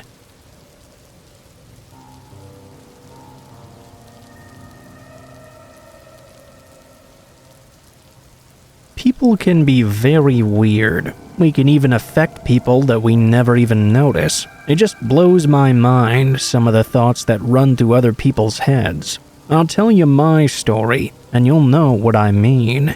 At the time, I was working a ton. I was saving money to buy my girlfriend a ring. Spoiler alert, she's my wife now. We were renting a small house, but it was still better than an apartment. At least we weren't sharing walls with someone else. I was also saving money so we could buy our own place. She was saving money for the same reason. Since I was working so much, she decided to volunteer for a 5-day retreat with the company she worked for. She would get paid a ton of overtime, and this would allow me to work overtime at my job even more than I was already doing. I was going to miss her, but it seemed like a great opportunity to bring home some extra cash, especially with the holidays rapidly approaching. On Wednesday, when I left for work, I noticed a weird smell in my car. Not a bad smell, just a very strange one. It was sort of like a perfume, but one that a younger girl would wear. Some thoughts did cross my mind, but I eventually chalked it up to some weirdness I didn't understand. Honestly, I didn't really care that much either. It was just a small thing. That night, I had a horrible time sleeping. I told myself it was most likely because I missed my girlfriend so much. I was always used to her being there, and now this was the 3rd night in a row I was sleeping alone. I swore that I could hear noises all night long, coming from downstairs. It wasn't loud or scary enough to raise any alarm bells though, so again I ignored these weird signs and told myself it was probably just some house noises, or maybe the wind. Thursday morning arrived, and I felt like I hadn't slept at all. I made my coffee and hoped that would do the trick. When I got out to the car, I found it unlocked. I'm always good about locking the car door. I had been working quite a lot though, and the thought of forgetting to lock it was on my mind. Ignoring the unlocked door though, I got into the car and started to drive to work. Same story as the previous day. I could smell this weird perfume again. Now, some red flags were raising here, but I couldn't possibly begin to piece together what was going on. Every thought I had ended with me blaming it on myself for being too tired and hallucinating, or maybe missing my girlfriend and thinking about her bringing out this smell. It was the most logical explanation, at least at the time it was to me. I left work that evening, and once again the smell in my car was clear. I even had a coworker come over and smell it, just to make sure I wasn't being delusional. He said that he could smell it too. It was probably just my girlfriend's perfume, and because I missed her so much, I was starting to subconsciously notice certain smells I may have gone nose blind to. Thing is though, I knew the smell of her perfume, and this was not the right one. What he suggested did seem kind of logical though. I assumed that maybe he was correct. Maybe my sense of smell was adjusting. When I got home again though, all I could smell was that weird perfume. Now I was really weirded out, trying to convince myself that my coworker was correct. It was no longer working though. I decided to take a shower and go grab some food and a drink at the bar, just to sort of unwind. My girlfriend was coming home the next afternoon, and it was also my first day off in 13 days, so I was ready to relax. I got home late that Thursday night. It was around midnight or so. I was getting myself ready for bed when that smell hit me as soon as I opened the door to the house. I was more annoyed at this point than anything else. I was never scared really. It was just so weird. I got into bed though, exhausted after getting home, and started to fall asleep. I knew that my girlfriend was coming home tomorrow, so I was just hoping this weird smell would go away. I must have fallen asleep for a little while, because I was awoken by someone climbing into the other side of the bed. For a second, I thought it was my girlfriend. I was still half asleep, and my mind just went right to her. As this person was getting into bed, they shushed me. I turned back around, and she started to cuddle up to me like she was the big spoon, which she had never done before. I was so tired and so happy that she was home that I didn't even care. A minute or so later, once I started to fully wake up, my eyes shot open. I looked down and saw a woman's forearm lying across my body. I instantly recognized the perfume in the air. This was not my girlfriend. I started to fully come to my senses. She wasn't supposed to be home until tomorrow afternoon. Why would she have arrived in the middle of the night without saying anything? I jumped out of bed and began freaking out. I turned on the lights, and sitting in my bed was some young woman I'd never seen before. She was smiling and kept brushing her hair away from her face. She kept asking me what was wrong and calling me babe. I was yelling for her to get out of my house. She just kept smiling. I called the police, but she didn't even react. She started to shush me again and began rubbing my arm. The entire time I was freaking out, telling her the cops were on their way, but she didn't seem to care. She didn't look crazy or anything. She looked like a completely normal person. She got out of bed to try and console me. She put on a low-cut, fluffy robe to do so. The cops showed up, and I immediately ran out to them, telling them this random woman had just let herself into my house. She wasn't armed, and she hadn't tried to hurt me. They looked into her, and there had been no issues with the law prior or anything like that. I heard that she was just some random, completely normal girl. The cops took her away, and she said in a weird, calm voice as she was leaving that she loved me, and she'd be coming back in time. This was just a misunderstanding. My heart was going 100 beats a second, but not out of love. After some investigating, it turns out this woman was our neighbor on the street we lived on. She was a very quiet girl, so quiet that we didn't even know she existed on the same street. She developed some obsession with me for some reason. When she noticed my girlfriend hadn't been around for a few days, she started to break in. The poor girl convinced herself I was in love with her. Through all of this, she never seemed that dangerous. Thankfully, that was the case, because who knows what would have happened if she actually meant me harm. Even though the woman didn't try to harm me though, it doesn't make the situation any less creepy. I had some person living in my house for almost a week, getting into my bed with me when I was sleeping. She never returned to her house. We moved shortly after that anyway. From what I understand, she had family, and the family was notified. Last I knew, she was being treated for some type of illness. I'm not sure what it was, so please forgive my ignorance. Now you know what I mean though, when I say some people are just so weird. You truly never know what could happen.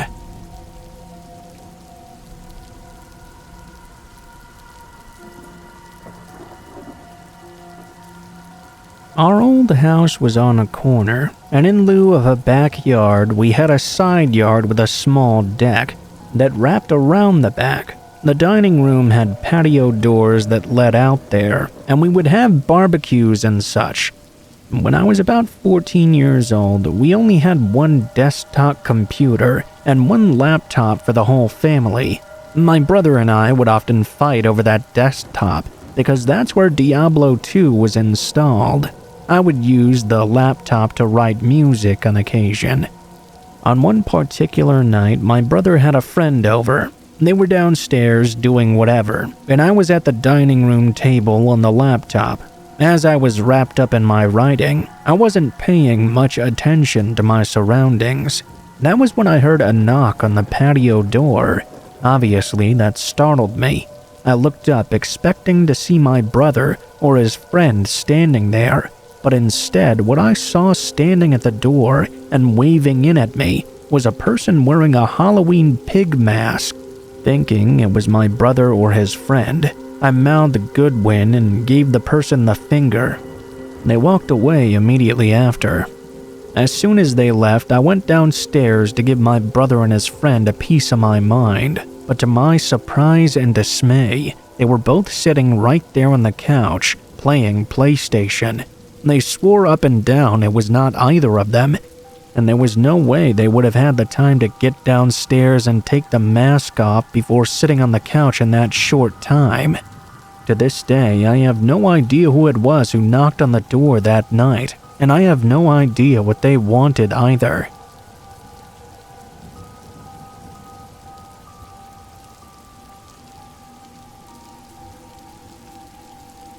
I went to my mom's house in the middle of the day to pick up a sweater I had left there a few days earlier.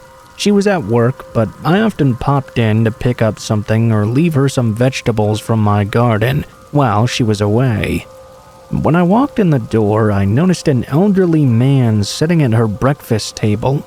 He looked up and smiled at me. I assumed my mother was home from work that day and perhaps entertaining a neighbor for breakfast. I smiled politely and said hello and explained I was just grabbing a sweater. I then walked out the door and sent a text to my mom on my way to work, saying that I was sorry to have missed her and that I'd interrupted her breakfast company. She called me back freaking out because she was at work and had no idea who was in her house.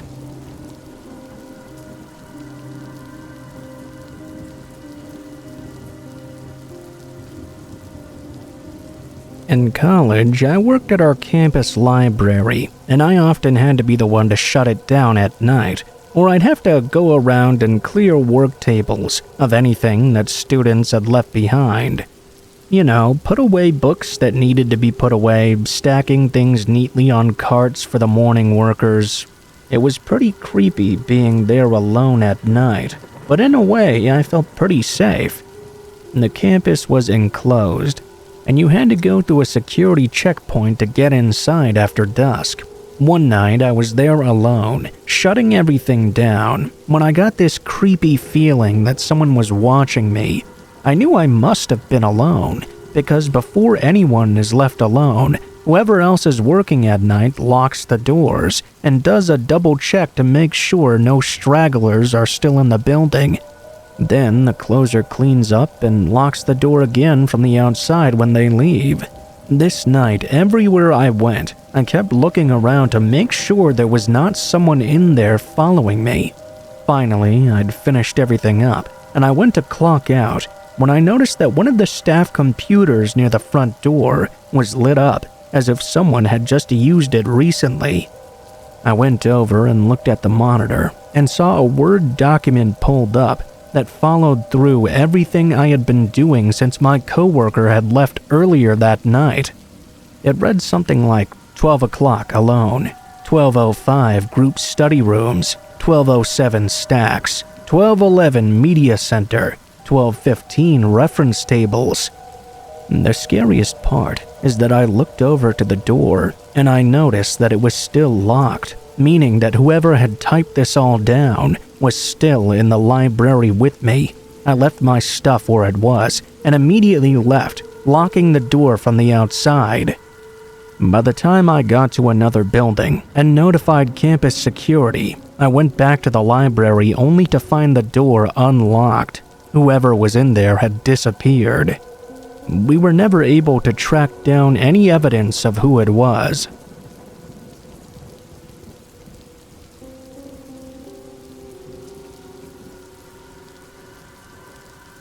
When I was a kid, my mom wanted me to go to the elderly couple that lived next door and see if we could borrow a few eggs from them so that she didn't have to go to the store.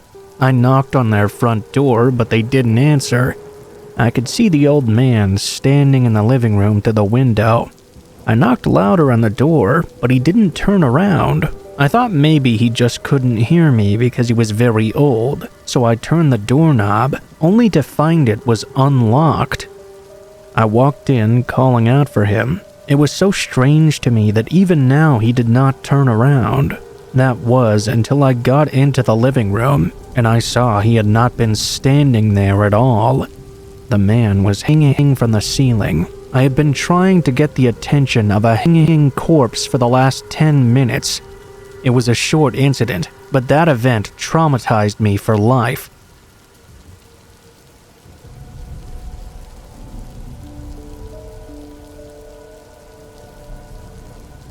I always have a habit of checking the blinds before I go outside. For years, people have made fun of me for it while they witness this. My husband thinks I'm crazy too. We live out in the country, and we've never had any issues with anyone trespassing, but I still lean over every time I'm going out the front door and check to make sure that no one's out there. One night, I was about to go to bed when I realized that I'd left my phone charger out in my car. I had put it in my purse that morning because the one I had at work broke, and I only just remembered I'd left it there, placing it on my passenger seat. I didn't have any reason to be afraid of the 10 yards from my front door to my own car parked in my own driveway, but I still peeked out the window anyway. I was running on such ingrained habits that my hand was already on the lock about to flip it open and open the door when my brain registered that what I was seeing out the window was not normal. I shifted my weight back and looked again, squinting to see what it was in the dim light by the garage that was catching my attention. As I observed a bit closer, I could see a man almost out of sight, crouched down by the front door wielding a hammer. He wouldn't be visible from the little window on the front door. You wouldn't even see him until he was right behind you. I screamed for my husband and watched the man outside book it down the driveway. I didn't see him get into a vehicle, but surely he must have gone somewhere. We called the cops, but they couldn't seem to find any trace of him at all. We invested in some floodlights. The next day, I told everyone this story, and no one ever made fun of my habit of checking outside first again.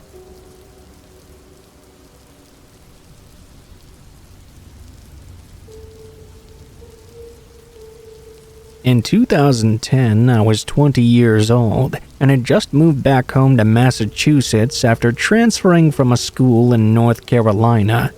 My best friend June's roommate was conveniently moving out of their apartment, so I took over the lease. It was a tiny apartment on the second floor. There were 4 apartments chiseled out of an old large house, and the building was set back from a moderately busy intersection in a college area. Still, it was my hometown. I found out the landlord used to be the mayor. I hadn't yet met any of the other occupants or neighbors, but it hadn't really even occurred to me. I felt perfectly safe in this apartment.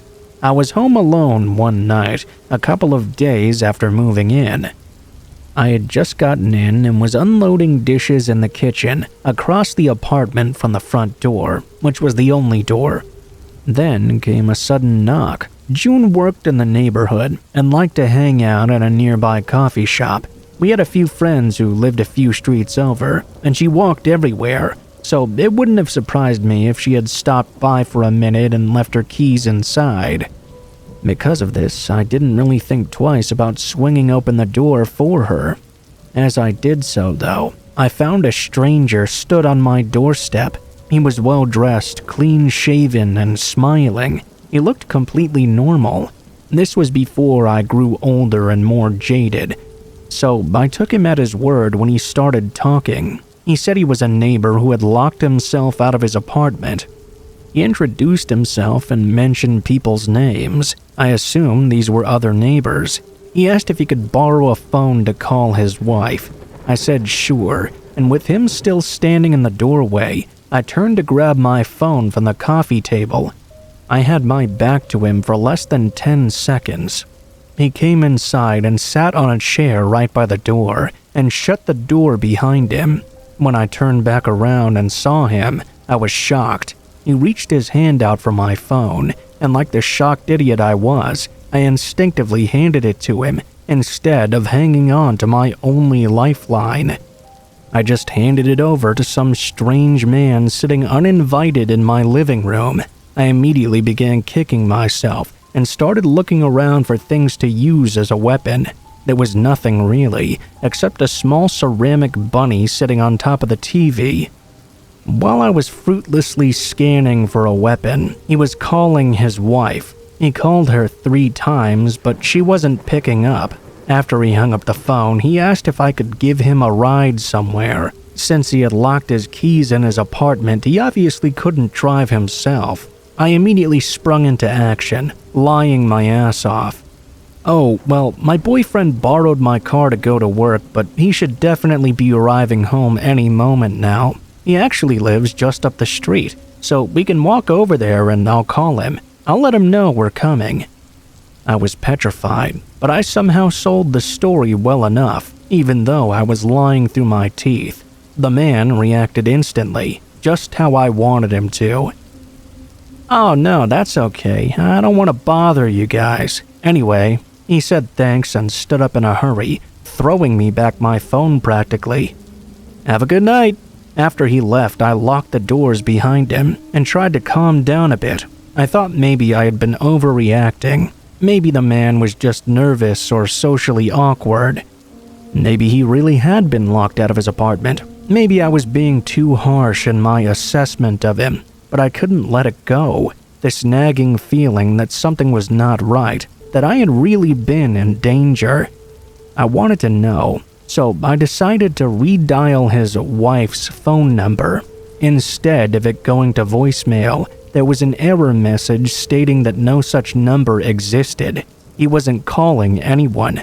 I never saw the man again, but he obviously was not one of my neighbors.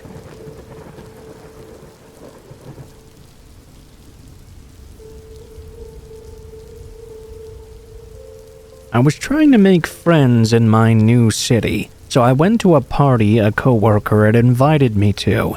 I ended up having a bit too much to drink because I was trying to calm down my nerves and have fun with strangers. Uber was not quite a thing yet, so I decided I would just sleep it off in my car instead and drive home in the morning. I woke up in the dead of night, and the city streets were eerie. They had been well populated when I'd passed out, but now they were completely deserted. I could see by the light of some streetlights and the glow of the moon. I wondered for a minute what had woken me up before I heard a scratching noise on the passenger side rear window. I'll never forget the look on the guy's face who was crouched outside my car, staring in at me and trying to get my attention. When he saw me, he grinned and pressed his mouth right up against the glass. He then made a chomping motion with his teeth bared and giggled wildly. The worst part was there was nothing I could do. I knew I didn't want to risk driving drunk, but I didn't want to get out of the vehicle and run away either. In the end, I simply took my jacket off and put it over my face. Even though I could still clearly feel the presence of the man out there, I could hear him walking around the car, tapping at the glass for what felt like hours as I hid there in plain sight and prayed for him to leave me alone. Eventually, he did decide to give up on me, but not until I'd had almost an entire night of terror.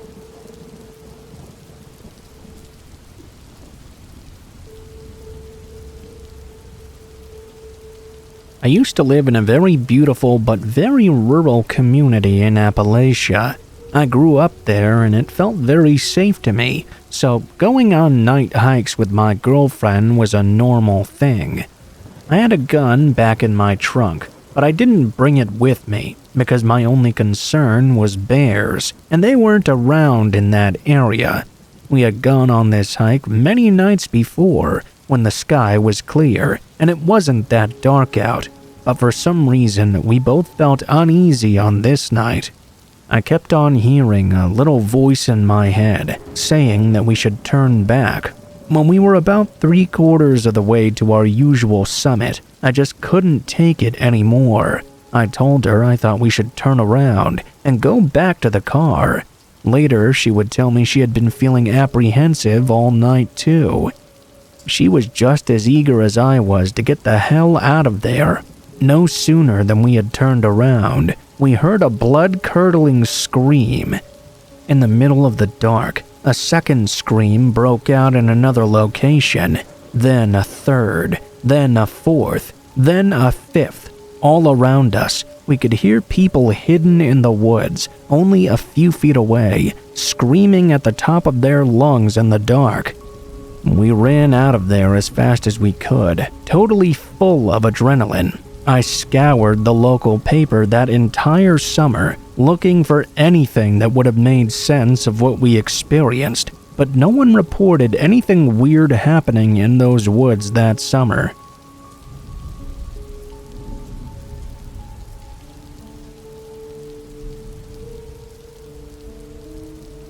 I was on a road trip with my girlfriend when I realized I was too tired to keep driving. I ended up pulling off the road so we could nap for a few hours before going the rest of the way. I dozed off and woke up a bit later to hear a scratching sound from what seemed like the trunk area of my car. My girlfriend woke up as well and asked me what I was doing. Her eyes got really wide when she heard the scratching. I whispered to her that it was probably just a wild animal, but I wasn't convinced myself. The scratching sounded more intentional, as if someone were trying to scare us. We sat there for a few minutes, praying the noise would just go away on its own. After a while, we just decided, man, screw this. We started up the car. We didn't need to sit there and just be scared. As we drove away, we both looked out the windows to see if anything unusual was behind us, but all we saw was an empty road. We got to our destination safely and parked the car in the hotel parking lot. We got out and went to the trunk to grab our bags. That's when we saw that someone had keyed the back of our car. "I can see you," carved right into the paint on the trunk.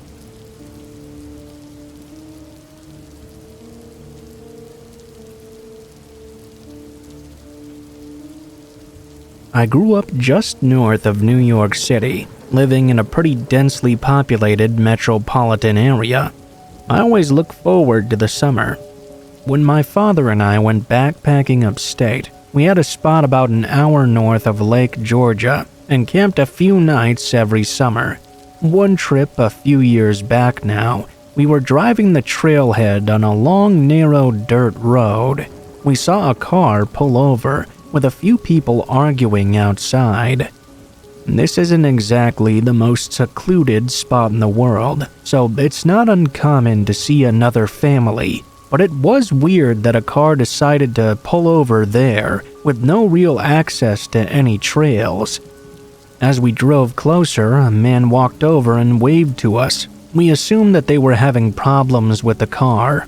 My father rolled down his window when suddenly a woman in the group screamed to go away from him. The man then had a very serious expression on his face. He began sprinting towards us. He was tall and well built and moved very quickly. My father slammed on his brakes, quickly pulling the car into a reverse. The man stopped and let out a very loud sigh. We were just sat there parked, confused. The man reached towards us. We were a good 10 or so yards away. He just darted off into the road and then off into the woods. Cautiously, we drove over to the parked car. There were 3 women there crying. They were his sisters, and apparently he'd just returned home from the army a few months prior. According to them, shortly after he got back, he began to act very oddly. He was diagnosed with PTSD. The women got back in their car. "You headed for town?" They said they were going to the ranger station, and they were going to try and find him. The rest of the day was fairly uneventful. We hiked to all the best sites and fished for a bit. At some point, though, my father and I began to feel some weird vibes. We weren't sure whether the women were lying or not, and if the man was trying to ask for our help or something.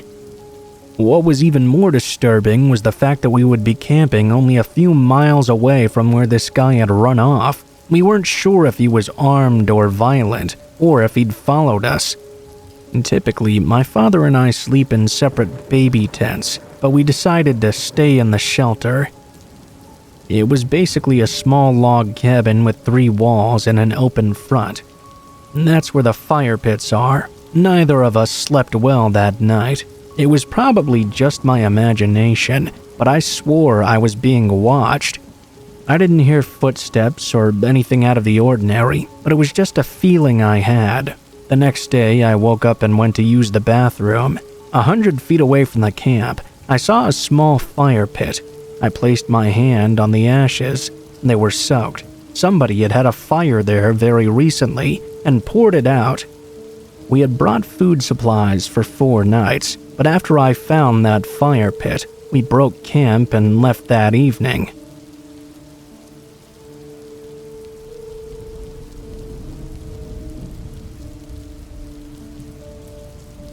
About 4 years ago, I was getting off work late around 11 p.m. or so. I hopped on the highway to head home. I got onto the I-10 in the middle of Phoenix, Arizona. This is a big city, on the busiest highway they have. When I got on, though, I noticed there was no one around for at least a mile or two. That was when I came across a single police cruiser, driving about 5 miles an hour and zigzagging back and forth along the entire width of the highway with its lights on. This was the first time in my 15 years of driving that I'd ever encountered a scene like this, and needless to say, I didn't know what to do. I slowed down to the cruiser's speed and just stayed behind him. There were only the two of us on the road, and this went on for about 20 minutes. I started freaking out because there just didn't seem to be anyone else around. Like, was I not supposed to be here? What the hell was going on? Just at that exact moment, the cop turned his lights off and took off at a blazing speed. So did I, for about a quarter of a mile, until I started coming across the most insane car-tastrophe I had ever seen. There were tons of wrecked cars on the side of the road, and in the middle as well. Some looked like they'd only taken minor damage, while others were completely totaled. I remember seeing seats from a minivan just lying in the middle of the road, but the weirdest part was, there still didn't seem to be any people around. Not a single one. No drivers, no passengers, no cops, no paramedics, no fire trucks, nothing. It was like this huge crazy crash had happened, and then they came and loaded everyone up and just left all the debris there. It was almost like driving right through a scene out of The Walking Dead. It was completely unreal, and I have no idea what that incident was about. It's 4 years later, and I've still not met a single person who saw the incident or found a single news article on it. Sometimes I think I might have been going crazy.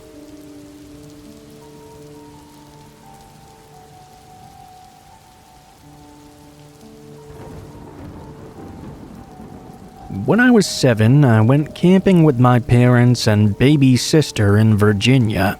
We were staying in a campground specifically, but there were also some cabins available to rent in the area. On the first day there, after constantly protesting for them to allow me to take a walk, my dad complained to my mom that I was old enough to walk the short distance to the park and play without their supervision for a moment. My mom has always been very overprotective and a true warrior, even more so after this camping trip. My mom finally gave in to our combined pleadings and allowed me to go to the campground park. While at the playground, I met a little girl around my own age. We played together for a long while.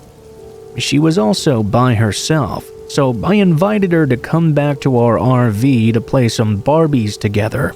We started heading in that direction. On the way back, we crossed paths with my parents, who were going to another family's RV to visit and socialize with them. We let them know that we were going to play Barbies in our RV together. After we'd played for a little while, she suggested we pick up the Barbies and go to the cabin she and her grandparents were staying in to play there. I agreed. The thought never occurred to me that my parents didn't know this girl or her family, or where I would be going. They likely assumed we were going to stay in the RV and play together there the whole time. Now, we played at her cabin for quite a long while. While we played together, her grandparents seemed to be packing up their things, preparing to leave the campground. When they were all packed up and ready to go, they said that they would take me back to the RV on their way there, so I wouldn't have to walk that whole way. Obviously, my parents had always told me to never ever get in the car with a stranger. I knew this, but it just never occurred to me that this was exactly the sort of situation they meant by that. I mean, genuinely, I never felt afraid or concerned even in the slightest about this situation. The little girl's grandparents packed up their car and all of us climbed in. We stopped at the campground's general store, and her grandfather got both of us some ice cream. All I could think about was how this man was so kind and generous. When we got back into the car again, I assumed they would be next dropping me off in the RV. I stayed in the car eating my ice cream and talking with my new friend, completely oblivious to the outside world. All of a sudden, the car stopped abruptly. My dad flew in out of nowhere and threw the door open, tears pouring down his cheeks. He yanked me out of the car and hugged me so hard that I thought I was going to pass out. I was just confused. The car I had just been in then sped away very quickly. It was then that I realized we were all the way at the exit of the campground. Apparently, upon returning to our RV and finding that my new friend and I were gone, my parents had contacted the ranger station, and a lot of people went out to find me. They actually went door to door to different RVs. My dad just happened to be walking by when he saw me in another person's car. I don't know who those people were, but they definitely had no intention at all of bringing me back to my parents. I think the ice cream they bought me was to distract me from noticing details. Over the years, I've often thought back to that day and just how different my life would have been now if it was not for my dad showing up in that exact moment. Had he not seen me just in the nick of time, I might be living a totally different life right now.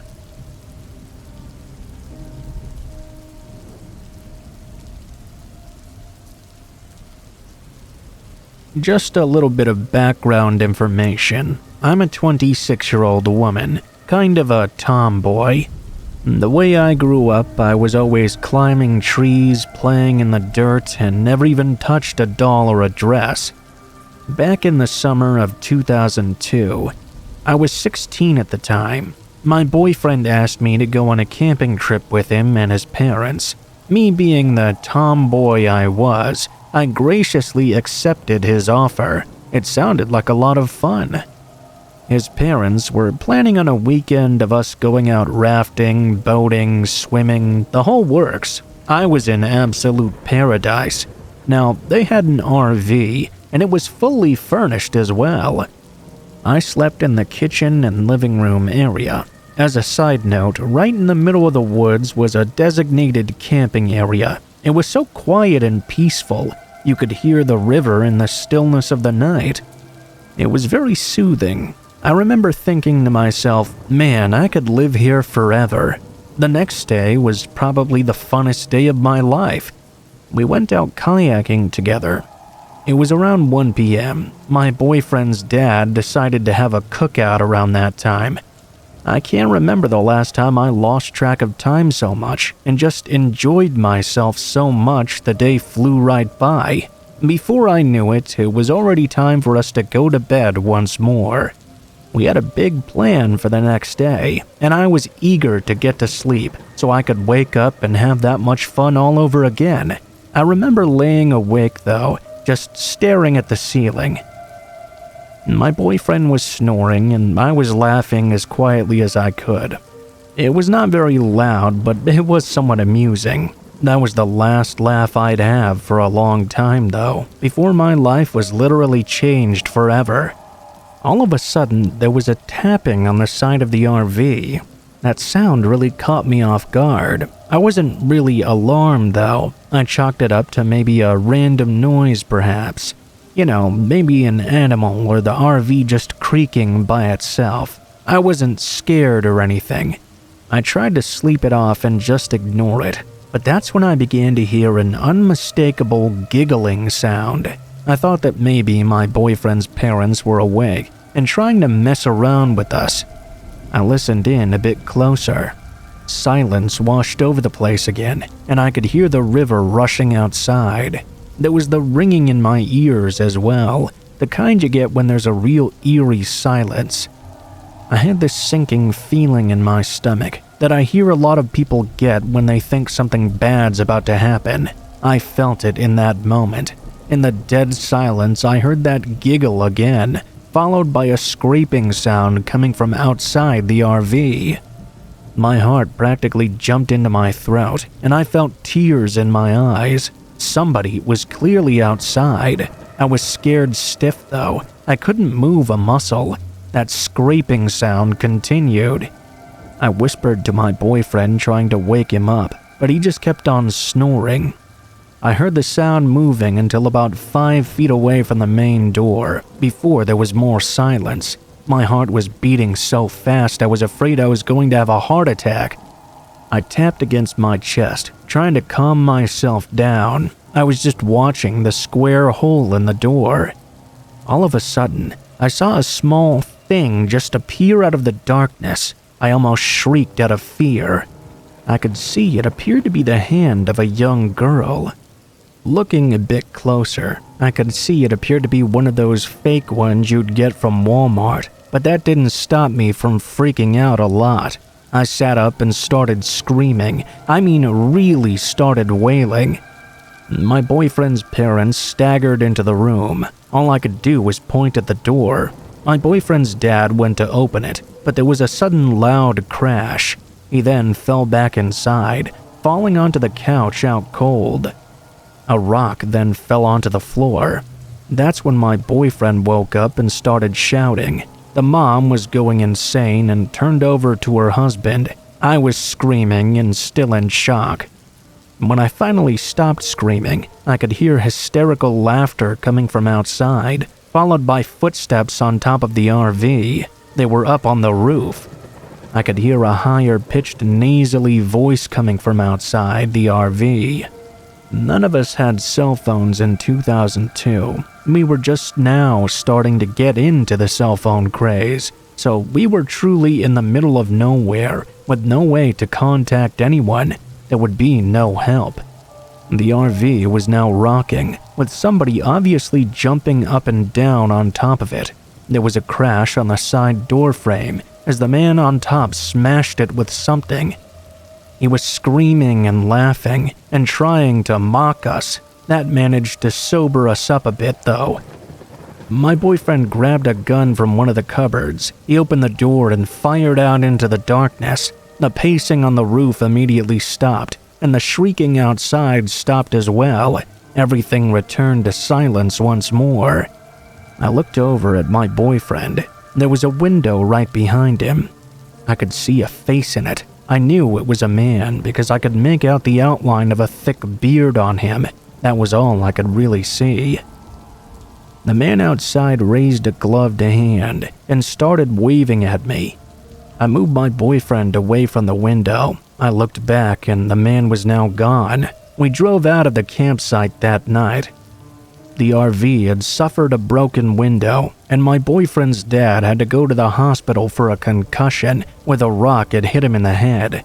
The parents called the police the next morning, and officers went out and searched the area. They couldn't find anything though. Neither footprints nor firewood or anything like that. After that, I had to go through counseling and therapy because I had quite a bit of trouble sleeping. About 2 years after that, my boyfriend and I actually broke up due to the stress and trauma I was going through because of it. Eventually, I did start to get better, but it took a long time.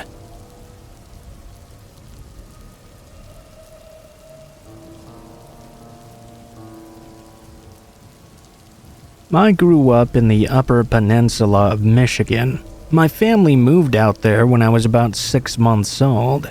I was originally born in a small town called Mount Clemens, the same town that Dean Cain from The Adventures of Lewis and Clark was born in. I suppose that's my biggest claim to fame.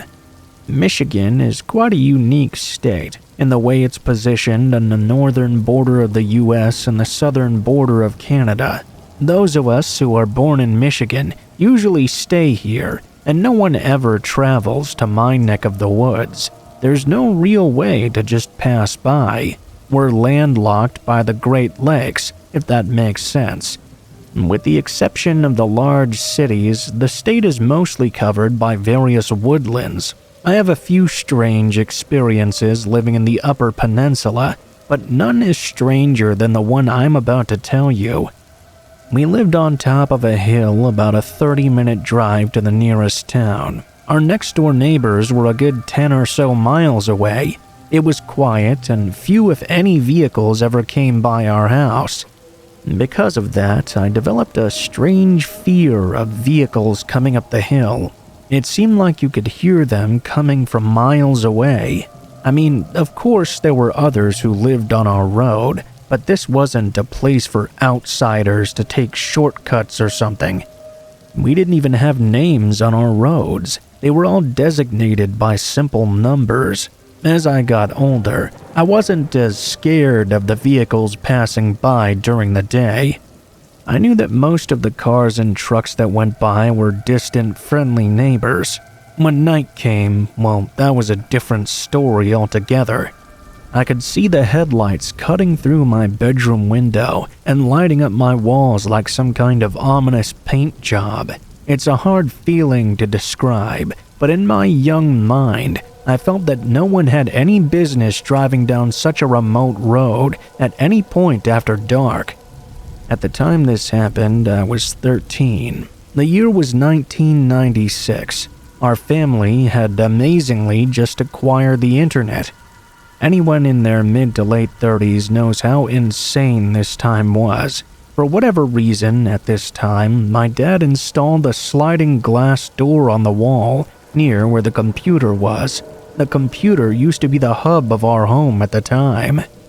That's unlike nowadays, where every family member has their own personal computer, plus a billion other gadgets in their pocket. So having the sliding door open up to the scenery of the countryside from the computer desk was actually a nice and appreciated gesture. Well, I appreciated it for all of about 2 days, before one of the strangest things I've ever seen occurred. I was up late on a Saturday night on the computer, like usual. In those days, I was probably messing about in Yahoo chat rooms, or maybe playing some Myst. That was when I heard it, mostly felt it at first. The low rumbling of a truck's engine creeping slowly down the main road. The truck passed by our house, then stopped. The long-forgotten fear I mentioned earlier came roaring back to life in an instant. Nothing good could come from such a suspicious vehicle driving down our road at 1 o'clock in the morning. What I saw next has burned itself inside my head. I can recall it as clear as day. The truck screeched to an immediate stop. A man threw open the passenger side door and quickly hustled over to the driver's side. This was all taking place too far away for me to give a really good physical description, but I could tell the passenger was much larger than the driver. He was wearing some kind of puffy vest jeans and one of those trucker-style caps. He grabbed the driver and dragged him out of the truck. He then slammed him against the tailgate. He seemed to be screaming at him and ordering him to do something. He motioned for him to open the tailgate. When he did, I saw the driver turn to the bigger guy as if he was hesitating out of fear. Even at a distance, I could clearly see this guy was unnerved. His partner forcefully handed him a shovel. The passenger then pointed to a spot on the side of the road behind the truck. The panicked driver began to frantically dig where the passenger had pointed to. He dug for about 3 or 4 minutes, paused, and then looked back at the driver. The two exchanged some words I couldn't quite make out. They then dragged something out of the bed of the truck. I could only describe it as looking like a closed sleeping bag, with a body obviously still inside. The passenger walked over to the shallow grave and tossed it in. The two men then made a poor attempt at covering up the hole before they sped away in a hurry. You may be asking, well, did you go out and see what they buried there? The answer is surely what you would expect. Of course I did. That's the creepiest part of it all. When I went out to the road the next morning, the hole was empty. I knew what I saw was real because the tire tracks were still there from the night before, but whatever they'd thrown into that hole was now gone. I looked to the opposite side of the burial and was horrified to see footprints in the dirt leading straight out into the forest. I had no idea what to make of all this. I've repressed this memory for so long, and I just wanted to pretend like it never happened. Aside from a few close friends, I never told anyone about this. I believe that bag they tried to bury in the ground had someone in it. They must have thought the person was dead. However, based on what I saw the next morning, clearly they were wrong. You can chalk this all up to teenage imagination if you like, but I stand by what I said. There are some things you'll see in this world that you'll never be able to explain, and even if you could, chances are you wouldn't much like the answer.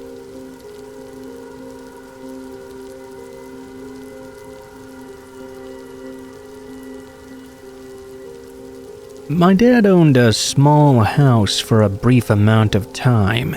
This particular house was not one that he lived in, though. He bought the place to renovate and resell it for a profit. This house was on a dead-end street out in the woods. It was a very private location, but the road had a history of people dumping things off or abandoning stolen vehicles there. There were only 2 houses on that street. This house was often used by drifters. A neighbor told us it had been a drug house for a long time. A few months after my dad bought the house, he called me to ask if I would meet him there to help him unload some materials. I arrived about 10 minutes before he did, and I noticed that there was already a car in front of the house. I decided to go investigate to see if there was anyone in the car. I saw that there was clothing piled up in the back seat. As I walked around this car, I started to have this uneasy feeling that I was not alone. I could hear someone out moving in the woods near the house. I went and stood at the edge of the woods for several minutes, watching and waiting. My dad arrived a short while later with his trailer in tow. He got out of his truck and walked over to the car. I told him I had a feeling that whoever owned this vehicle was still close by, and that I'd heard someone walking around in the woods before he got there. He looked over to the car just like I did. Then we both decided to walk through the woods to see if we could find anyone hiding there. As we were walking around, I got the distinct feeling we were being watched by someone. I remember telling my dad how creepy it would be if we actually found a dead body or something. He said he was having the same strange feeling that we weren't alone. The pathway we were on came to a dead end, so we turned back. The car was still there when we returned. We decided to call the police to report the abandoned vehicle.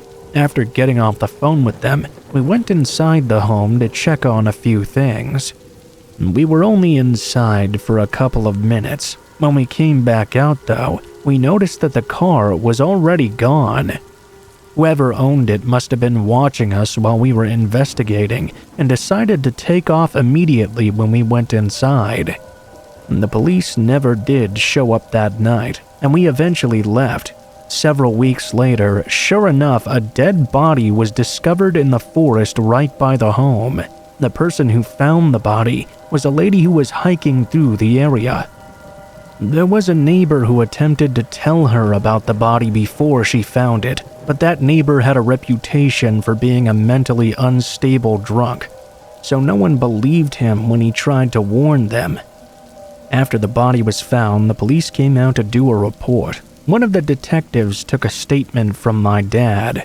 My dad said the detective was acting quite strange and uninterested, though.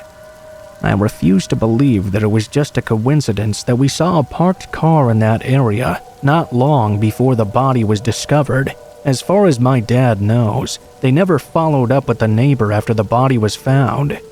He had a conversation with him months after this happened, right before he sold off the house. The story gets even stranger. The hiker who found the corpse stated that it looked like it hadn't been there for very long, meaning that it wasn't a rotting heap.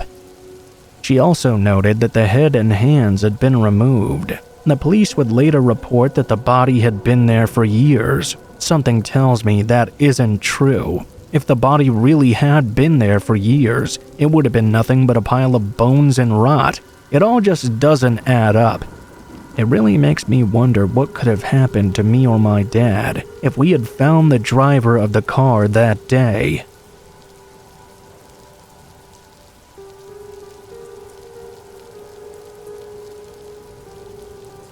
This happened 2 years ago, and it still puts me on edge thinking about it. My husband, myself, and our then 2-year-old daughter moved to Tennessee to get a fresh start on life. We were all exhausted after a long drive and just wanted to get out the mattresses. My parents, who lived in Tennessee already, were helping us to unload as well. Naturally, all the neighbors in our apartment complex came out and said hello to us. That's when we met Ben. Right away, I got creepy vibes off him.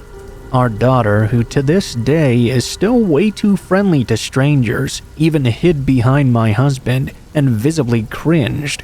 We made small talk, but we mainly paid more attention to unloading our things than chatting with our newly acquired neighbors. My dad later told me that at one point, he came back to the truck and saw Ben staring at our daughter. My dad called him out, and when Ben denied it, my husband eventually told him to go fuck off. Later that night, me and my husband were going through our stuff. Our daughter was staying the night at my parents' house. It was about 10:30 p.m. or so when we heard a knock at the door. Thinking that it was the pizza I'd ordered, my husband opened the door, only to be surprised when there stood Ben instead. He asked us if we needed any help. Him showing up at our door so late at night, even for a friendly neighbor, was just creepy. Before we could even tell him to get lost, though, he demanded a cigarette. Not only was he a total weirdo, he was also just being plain rude. Neither of us smoked, and when we told him that, he got a bit angry and started screaming and yelling at my husband. He began to pound on the wall as well. This guy was completely unhinged. Thankfully, our landlord lived right across the way from us at the time and came out to tell him off. As Ben sauntered away, our landlord explained to us that he was the residential pest and suffered from various mental issues. Overall, he was harmless though, as long as he took his meds. Yeah, because that's exactly what you want to hear your first night in a new place. After that, we kind of fell into the new place and settled in without any further disruptions. We had crazy schedules and would sometimes work graveyard shifts. I would get home around midnight and would see Ben standing outside the apartment buildings. He would always seem to be staring at me. I would just try to ignore him, mainly because I was just too tired and wanted to get to bed ASAP. He would always try to ask me for cigarettes when he could catch me, and I kept telling him I didn't smoke. My husband said he did the same thing to him. We would change up our work times just to throw off Ben a little. At first, it worked out, but then Ben started to pester us during the day instead. On our days off, we'd take our kid to the park or the mountains. One time, Ben asked to come with us. He said he was really great with kids, and we should trust him alone with our daughter. I really should have just had my husband deck him in the face right then and there. When we came back, he was sitting in our parking spot and said he was making sure no one parked in it while we were away. He then ran up and tried to hug our daughter. She screamed and clung onto me for dear life. I rushed her into the house, while my husband finally snapped and really gave him an earful, telling him to leave us alone. We told the landlord, but they played the whole mental issues card again. And look, I get it. Mental illness is never fun to deal with, but he was constantly harassing and terrifying my daughter. We have a duty to protect our family. It got to the point where my daughter couldn't even go outside because she was afraid the bad man would be out there. We threatened to cut our lease if something wasn't done about it. I began talking to my other neighbors, and everyone seemed to have the same type of experience. One of my neighbors even told me that he and another neighbor had once saw Ben hiding and staring at some of the young girls wearing bathing suits and short shorts by the community pool. They chased him off and reported this to the landlord, but nothing was ever done. After about a month, things had quieted down. He wasn't spotted outside anymore. In fact, no one really saw him. We figured he'd moved away or something. Good riddance. We were thinking about moving in with my folks while we saved up the money for a real house. One night, I came home from work early. My husband was out of town for work, and my parents had taken our daughter to visit some family. I decided to play some Saints Row and relax after having just worked an 11-hour shift. I was deep into the game when someone knocked on the door. I looked and saw it was about 10 p.m. At this point, if anyone was coming over that late, they would have called or texted first. I got up to see who it was. Before I got to the door, though, it began to shake violently, and then I heard Ben screaming, "Open the goddamn door!" His heavy knocking turned into him slamming his shoulder against it. He was screaming like a deranged madman. I grabbed my phone and the sharpest knife we had from the kitchen. I did the hide in the closet. Cliché, I know, but if he managed to get in, at least there would be something in between us. I called 911, and they said my other neighbors had already called it in as well. It was only after I heard the sirens and the voices yelling outside that I felt safe to come out and see what was going on. I opened my door and saw a cop pinning Ben face down on the ground.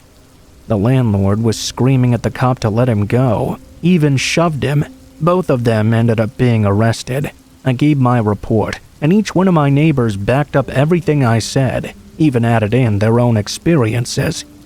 My sweet churchly neighbor called my husband and parents to let them know what was going on. She even let me stay with her and her family for the night. After what happened, I couldn't sleep at all though. I kept thinking that at any moment, I would hear Ben's deranged screaming and pounding from outside. Turns out, Ben was a registered sex offender. Rumor has it the landlord was well aware, but willingly overlooked it, as Ben's family would slip him some extra money as long as he was allowed to stay there. That's why nothing was ever done about his behavior. It really makes me sick. Ben did take his meds, but he hadn't been on any of them for the past few months. He tried to tell the cops our daughter was his and that we kidnapped her, that I was having an affair with him. And crazy, right? The last thing I heard, he'd been placed in some institution. I'm not sure if it was a prison or a psych ward. The landlord was fired and pretty much chased out of town. Good riddance. We were offered 3 months rent-free for our trouble, but that was ultimately our breaking point. We sold off most of our belongings and moved in with my parents. I'm happy to say we have a house now, and our daughter is not afraid to go outside anymore. And yes, we did check all our neighbors for red flags.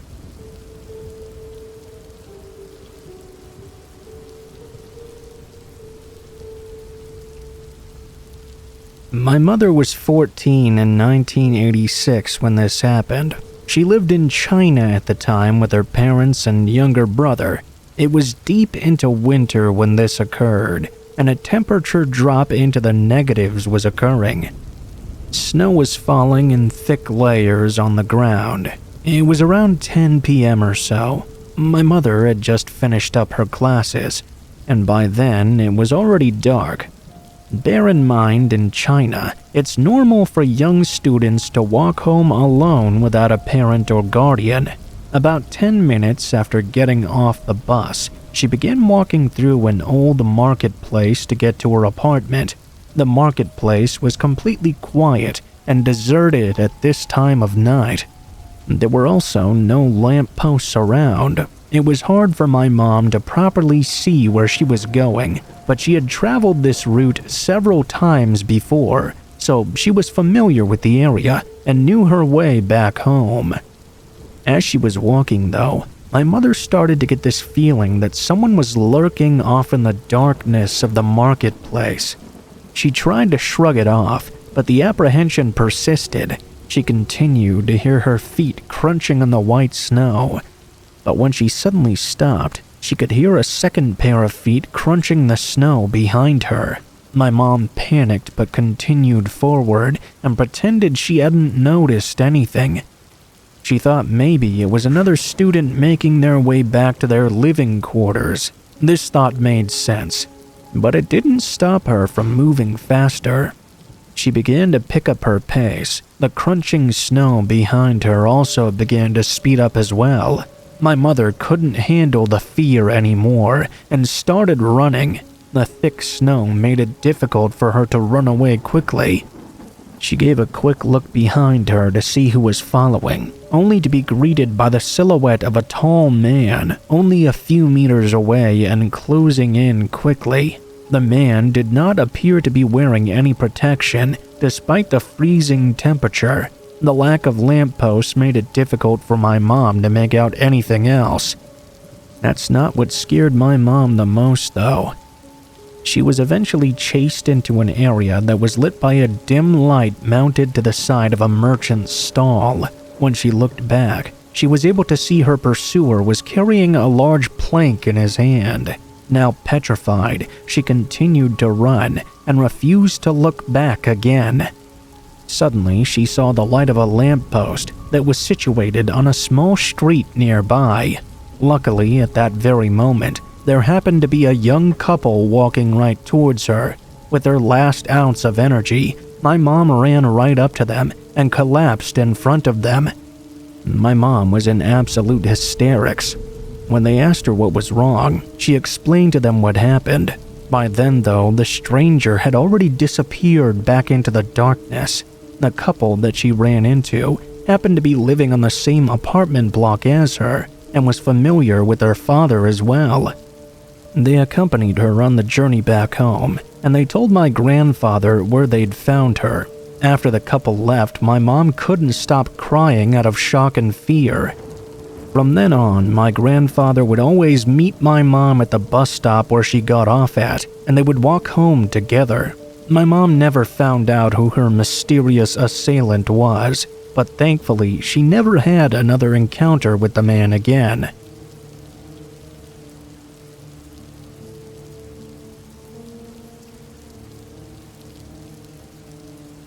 In summer of 2017, my boyfriend and I were visiting my family before my brother started middle school that August. My parents were watching TV in their room, and I was working on my schoolwork. My brother and boyfriend were playing a video game together in the next room over. They were gracious enough to keep the volume down so I could concentrate on my essay. At around 8:30 p.m., I suddenly remembered I needed to put some gas in my car. Finishing the last paragraph, I called my parents to let them know I would be gone for a few minutes, but I was coming straight back. The gas station was about 10 minutes away from my home, so I would have been back in about 20 minutes or so. I grabbed my keys, kissed my boyfriend goodbye, and left without another word. After 10 minutes of driving, I arrived at the station and pulled up to the nearest pump. As I started pumping the gas into my car, though, an older beat-up truck appeared in the corner of my eye. I turned my head to look and noticed two dark figures just sort of sitting there. I couldn't make out any distinguishing features, but they seemed to be talking while checking out the place. I brushed it off and finished filling up my tank. Before I got back into my car, though, I decided to head into the building to grab some snacks for my boyfriend. I walked inside, quickly picked out some items, and just as I was done making my purchase, two men wearing jeans with black hoodies burst into the store with guns drawn. Both of them appeared to be in their mid-20s and fairly built. "Everybody get on the ground!" the first man shouted. The cashier and everybody else in the store immediately obeyed his orders. There was a few panicked whispers until one of the men shouted at them to shut up. I felt my heart pick up its pace, and my blood ran cold. These men were about to rob this place and possibly shoot up the customers or the cashier. I prayed silently to myself that no one would be killed or seriously injured. One of the men grabbed my hair. "You stand," he commanded.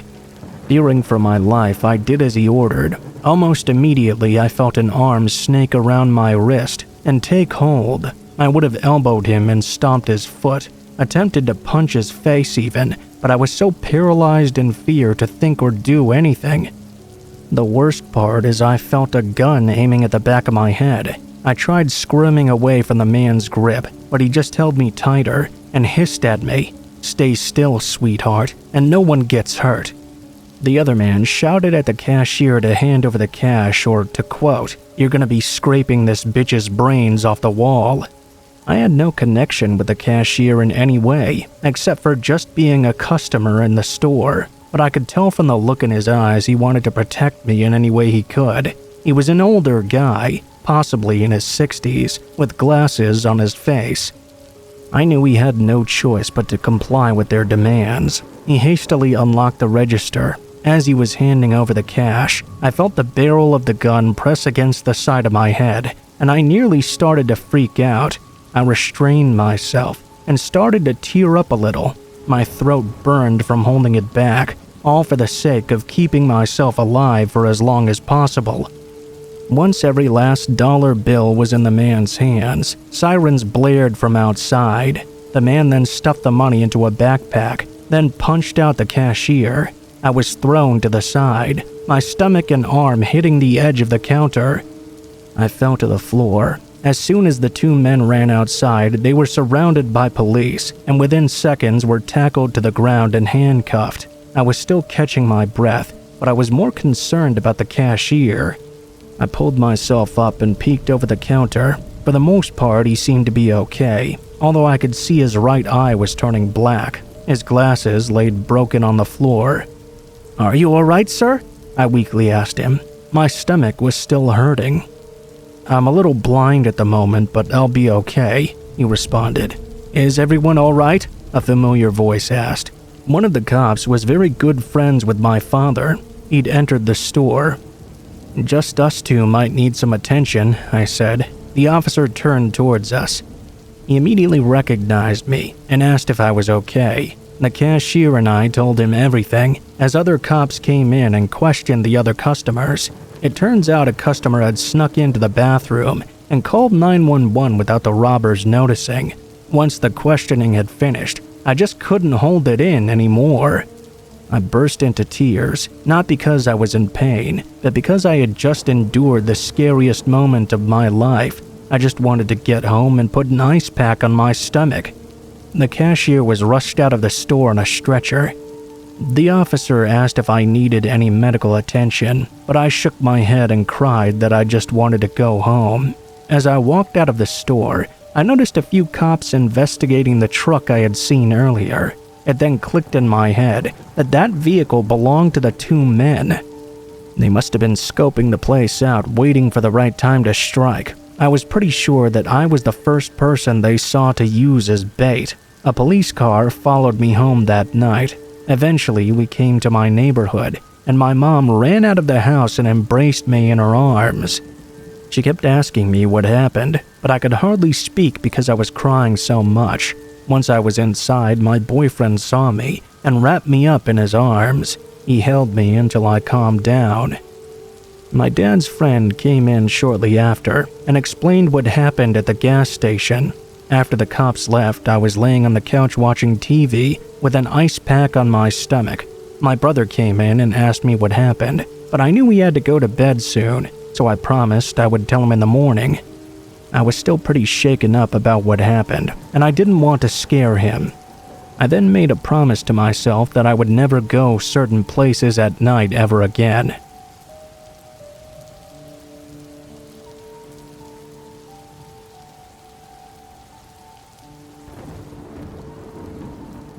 A couple of years ago, there were reports of a woman being attacked in my area. This was shocking because my community had recently gotten rid of a bunch of drug dealers who operated in my neighborhood. Because of that, the gang activity had died down significantly. We were all looking forward to living in a clean and peaceful neighborhood for a while. No such luck, unfortunately. I lived in an apartment building. I was about 17 at the time of the attack on the woman. It was brutal. She'd been sexually assaulted and beaten unconscious. Over the next few months, this happened to at least a dozen other women. Not very much details were released to the press. I'm guessing the victims were too frightened to speak publicly about their encounters. Luckily, they all survived. However, none of them were able to give an accurate description of the perpetrator, as the attacker would usually sneak up from behind in the dark. All of them had been attacked while they were walking home from work. This meant the assailant had most likely watched these women and become familiar with their routines before making his move. As you can imagine, everyone was on edge. You could even see it in the streets. Husbands and fathers would hurry their families indoors as soon as the sun started going down. Children were not allowed to play outside after dark. It was winter at the time, so the sun was going down rather early too. As soon as it even got a little bit dark, the streets immediately became dead. One day, my grandmother came to visit us. My mother had come down with a bad case of the flu. My grandmother spent the day at our place, and I guess we all chatted for a bit too long. By the time she was ready to leave, it was completely dark outside. It felt wrong to let my grandmother go out on her own.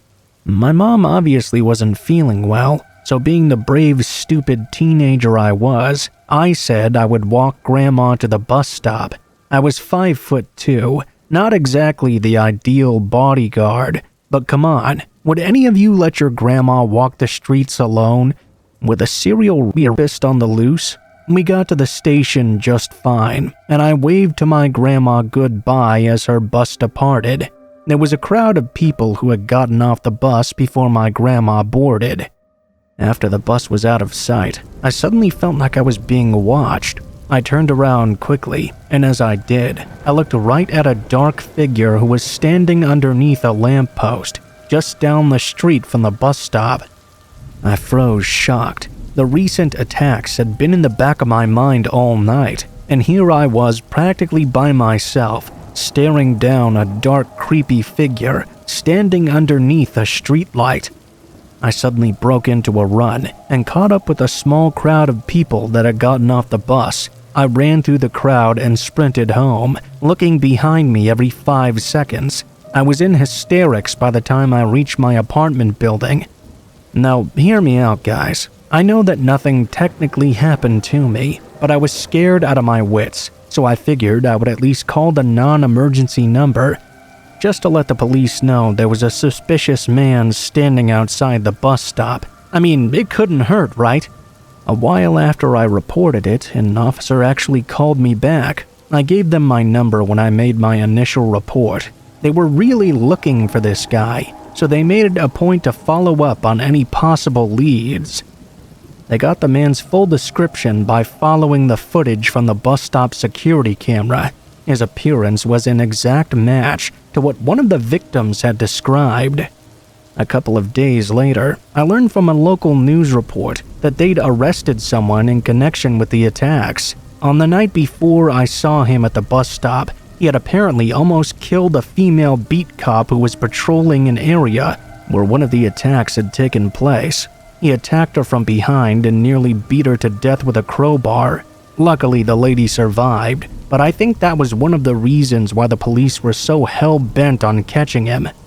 I've learned one more thing since his arrest, too. He'd apparently been there at the bus stop looking for more potential victims. Thank God I called the police that night on purely a hunch. I like to think I contributed to the arrest of a very dangerous man, and hopefully he spends the rest of his days behind bars where animals like him belong.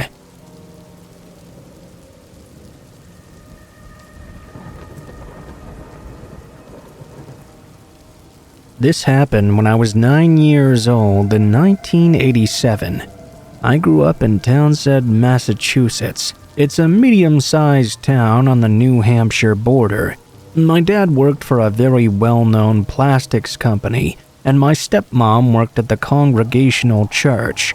I got dragged along with his wife to church every Sunday, whether I wanted to go or not. The one saving grace of going to church with my dad's wife was the opportunity to go on the playground after a Sunday school class. That and the standing offer of cake, which they had almost every Sunday. It was one Sunday in late November when I was dragged to the church with my dad's wife as usual. Me and the rest of the kids from class poured out into the churchyard to socialize and drop cake everywhere. Now, I don't really remember what prompted me to approach this girl named Abby. She was 2 years younger than me, and a lot more popular. She was somebody that I barely even knew, and hardly ever spoke to. Still though, something within me told me that I had to tell her something important, so I sought her out on the playground that morning. "Hey, Abby," I started to feel driven by something I couldn't quite explain.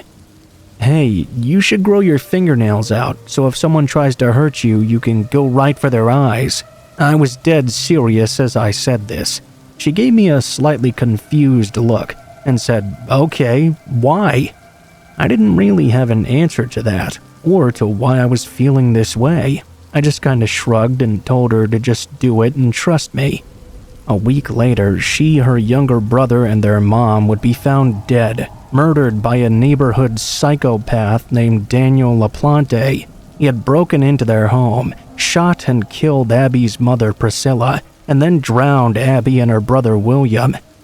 He managed to hide from the police for at least 2 days, eventually being captured a half-hour away in a different town. When he was arrested, the police noticed scratches around his eyes. I remember crying for so long when I found out that she and her family had been brutally murdered. I finally understood why I had that urge to warn her, but I still couldn't explain how I knew. Regardless, I view it as a failure of my part. I remember being so incredibly distraught about it. No 9-year-old should have to feel that kind of burden or guilt. I feel awful about what happened to Abby and her family, and I wish I could have done more to save her life. It took me years to mentally accept what happened. Survivor's guilt is a hell of a thing. I was just too young to fully understand at the time.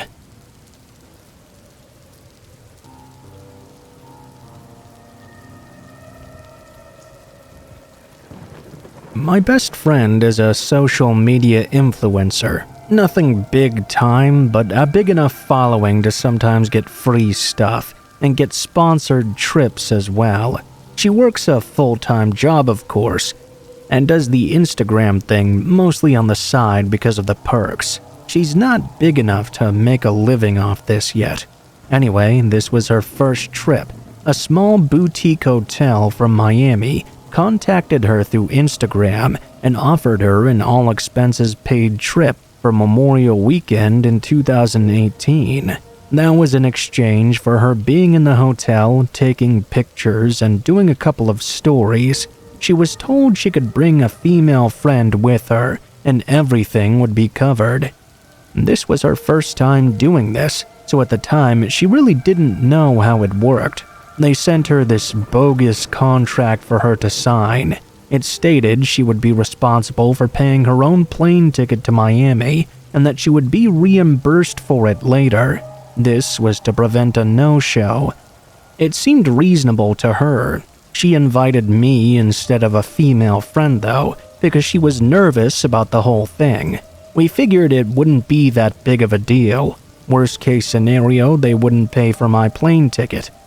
She said if that was the case, she would simply cover it for me. We were supposed to be picked up by the hotel at the airport. So the day comes and we arrive in Miami. There's a guy holding up a sign with her last name, and the sign had the hotel's logo on it. We were greeted and escorted to a black SUV. Here's where things started to get weird. As soon as we got in the car, the driver was visibly upset. We thought he was talking to the guy who walked us over, but he was talking to my friend.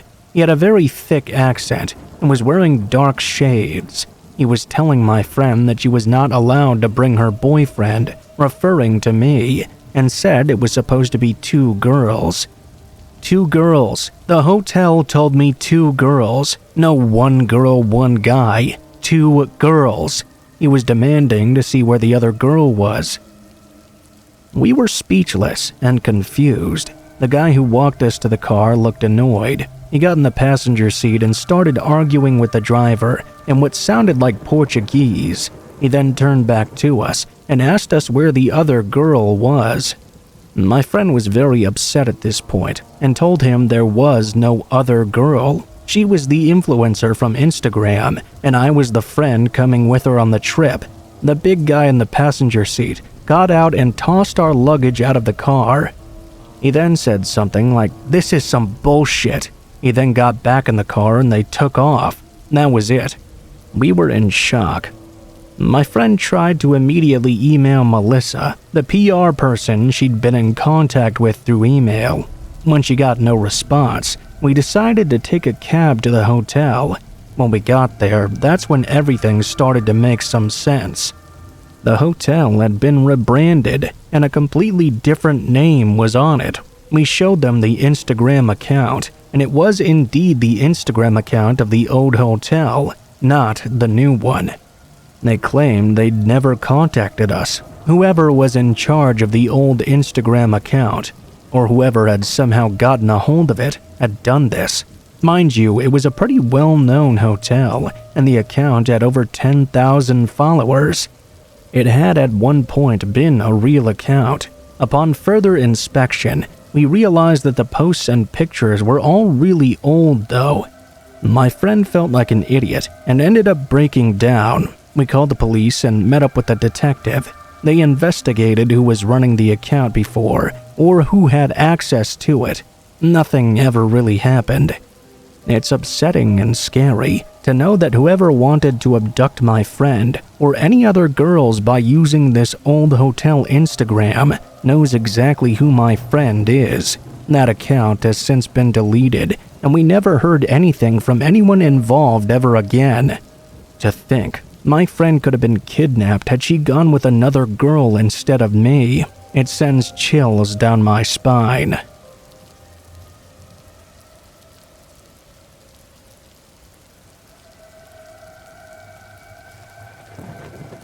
I've never had the best of luck with guys. I appear to have poor taste when it comes to dating. After separating for good from my kid's father after 5 years, I was ready to just be myself. After about 3 months of being a single mother, my neighbor approached me, stating that a friend of his named Steve would like to meet me. It didn't take long before he charmed his way into my life. The first 6 months were amazing, but he began to drink more and more, and each time he would get extremely agitated. He would start fights with random people, and even some of our friends. Slowly, our friends would stop coming around altogether, knowing how Steve got when he drank. This, however, did not stop him from drinking at all. Now all the anger was solely aimed at me. It took roughly 6 to 8 months of buildup, from name-calling and shoving to punching and choking. Suddenly, this became a very abusive relationship. One time, I escaped out the bathroom window. He later found me by beating up a friend of mine until he told him where I was. Steve began stripping all my clothes off in a drunken rage, while laughing at me and challenging me to dare try and escape. The last night was by far the worst though. Before Steve started drinking that night, I told him my son, 3 years old now, was not feeling very well and I was going to stay with him as he fell asleep. My plan was to spend the night with my son. At around 2:30 in the morning, I heard the bedroom door open. I laid there pretending to be asleep. Several seconds went by. I held my breath as tears began to form in my eyes. I suddenly felt his hand on top of my head. He grabbed my hair and yanked me out of bed, whispering in my ear, "I know you're avoiding me." Once in the living room, he threw me on the floor and accused me of trying to leave him. He demanded to know why. Before I could even answer, he angrily came to the conclusion it must be another man. "I swear to God, if I catch you with another man, I'll kill you." He was obviously more drunk than normal. He punched and kicked me a couple of times, and I fell to the floor. I started to crawl to my son's room. He slowly came from behind me, asking me where I thought I was going. He walked in front of me and kneeled down. "You stay right there, or I'm gonna hurt you real bad." He then sat on the couch and watched me as I sat on the floor. After about 30 minutes, it appeared he had passed out on the couch. I decided that this was my chance to escape. I put on an oversized shirt, picked up my son, and slowly crept by him.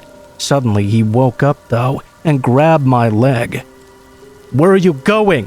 I stammered out that I was going to the kitchen with my son to get him a drink. He angrily told me to hurry it up. As soon as I entered the kitchen, though, I ran out the front door with no pants or shoes on, and no purse either. I carried my son all the way to the police station, which thankfully was only a few blocks away. The police station is set up in such a way that you go into a room and press a button and talk to someone on the intercom.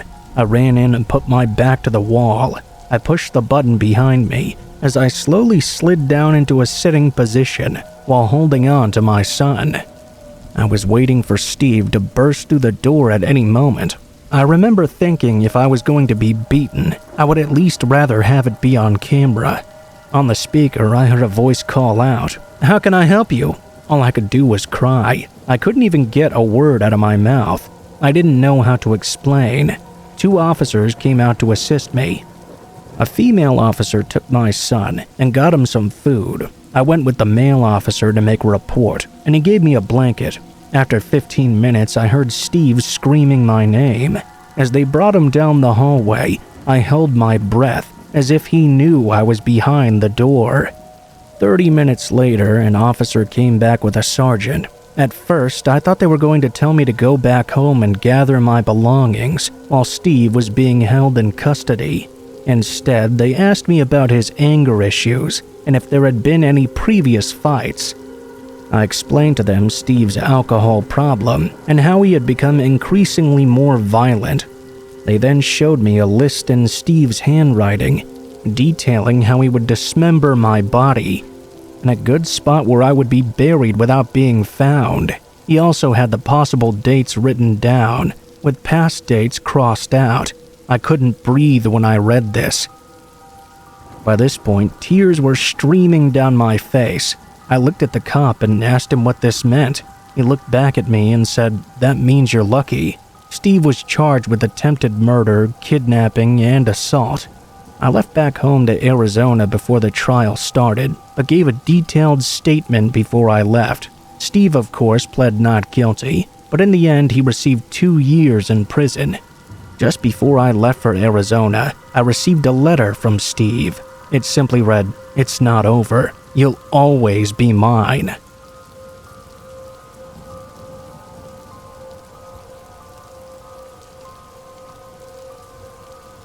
I'm a 27-year-old woman. At the time of this story, I was only 19 years old. I was living in Littleton, which is a suburb of Denver. I lived and worked in the same block, working at a hair salon. I lived in an apartment that was right across the street from it.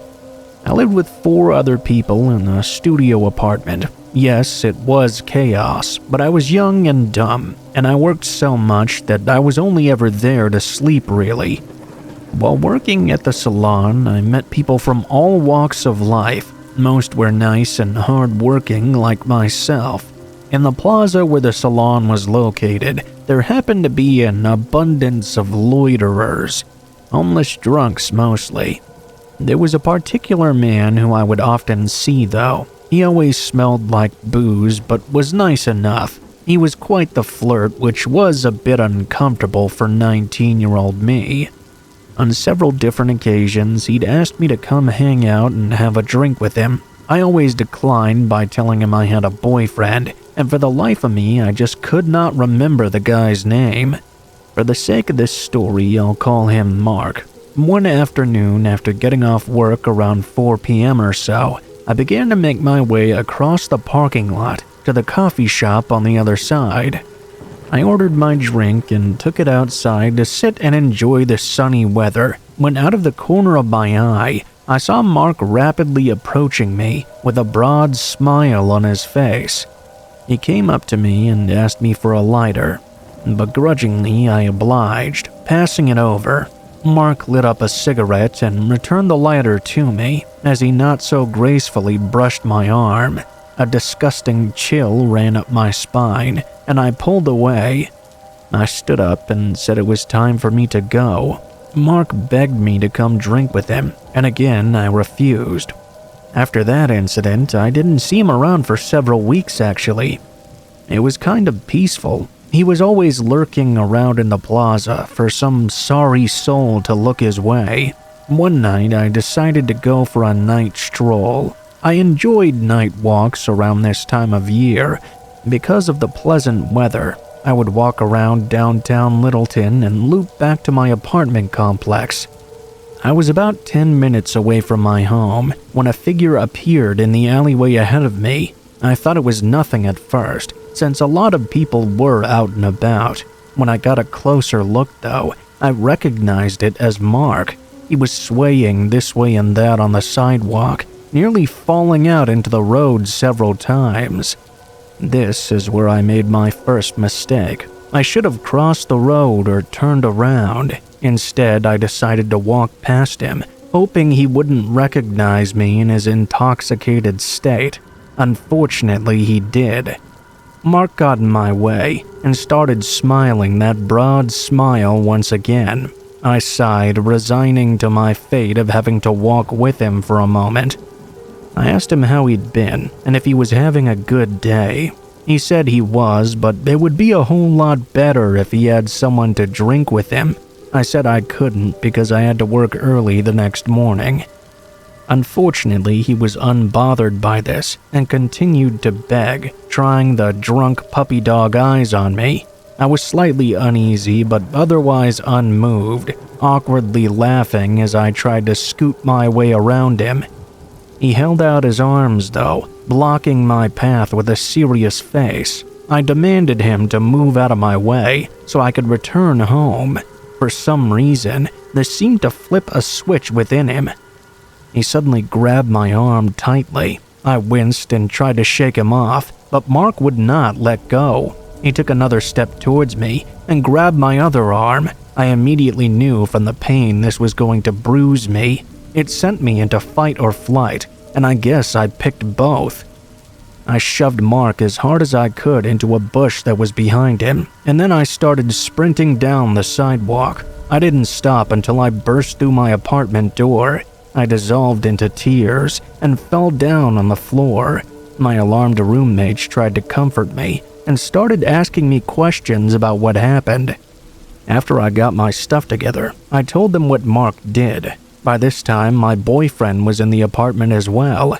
He was furious upon hearing this. He stormed out with a bat in hand. Another roommate stayed with me. When my boyfriend returned, he said he couldn't find him. We thought about calling the cops, but rejected the idea. We weren't exactly on the right side of the law ourselves. Marijuana wasn't legal yet in Colorado, so instead I decided to buy some pepper spray and start carrying a knife on my person. It made me feel much safer, and I stopped going for walks after dark, unless my boyfriend went with me. Strangely enough, though, I never saw Mark again after that night, though I was completely okay with this. So wherever he may have gone, I hope he just leaves me alone the next time he sees me, or I'll poke a hole in him.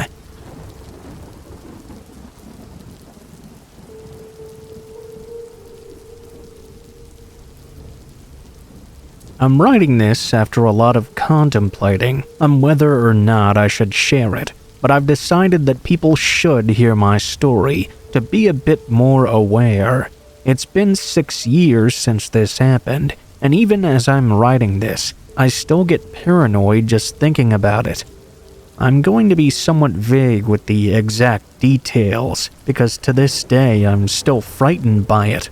I'm a 23-year-old woman, but at the time of this story I had just recently turned 17.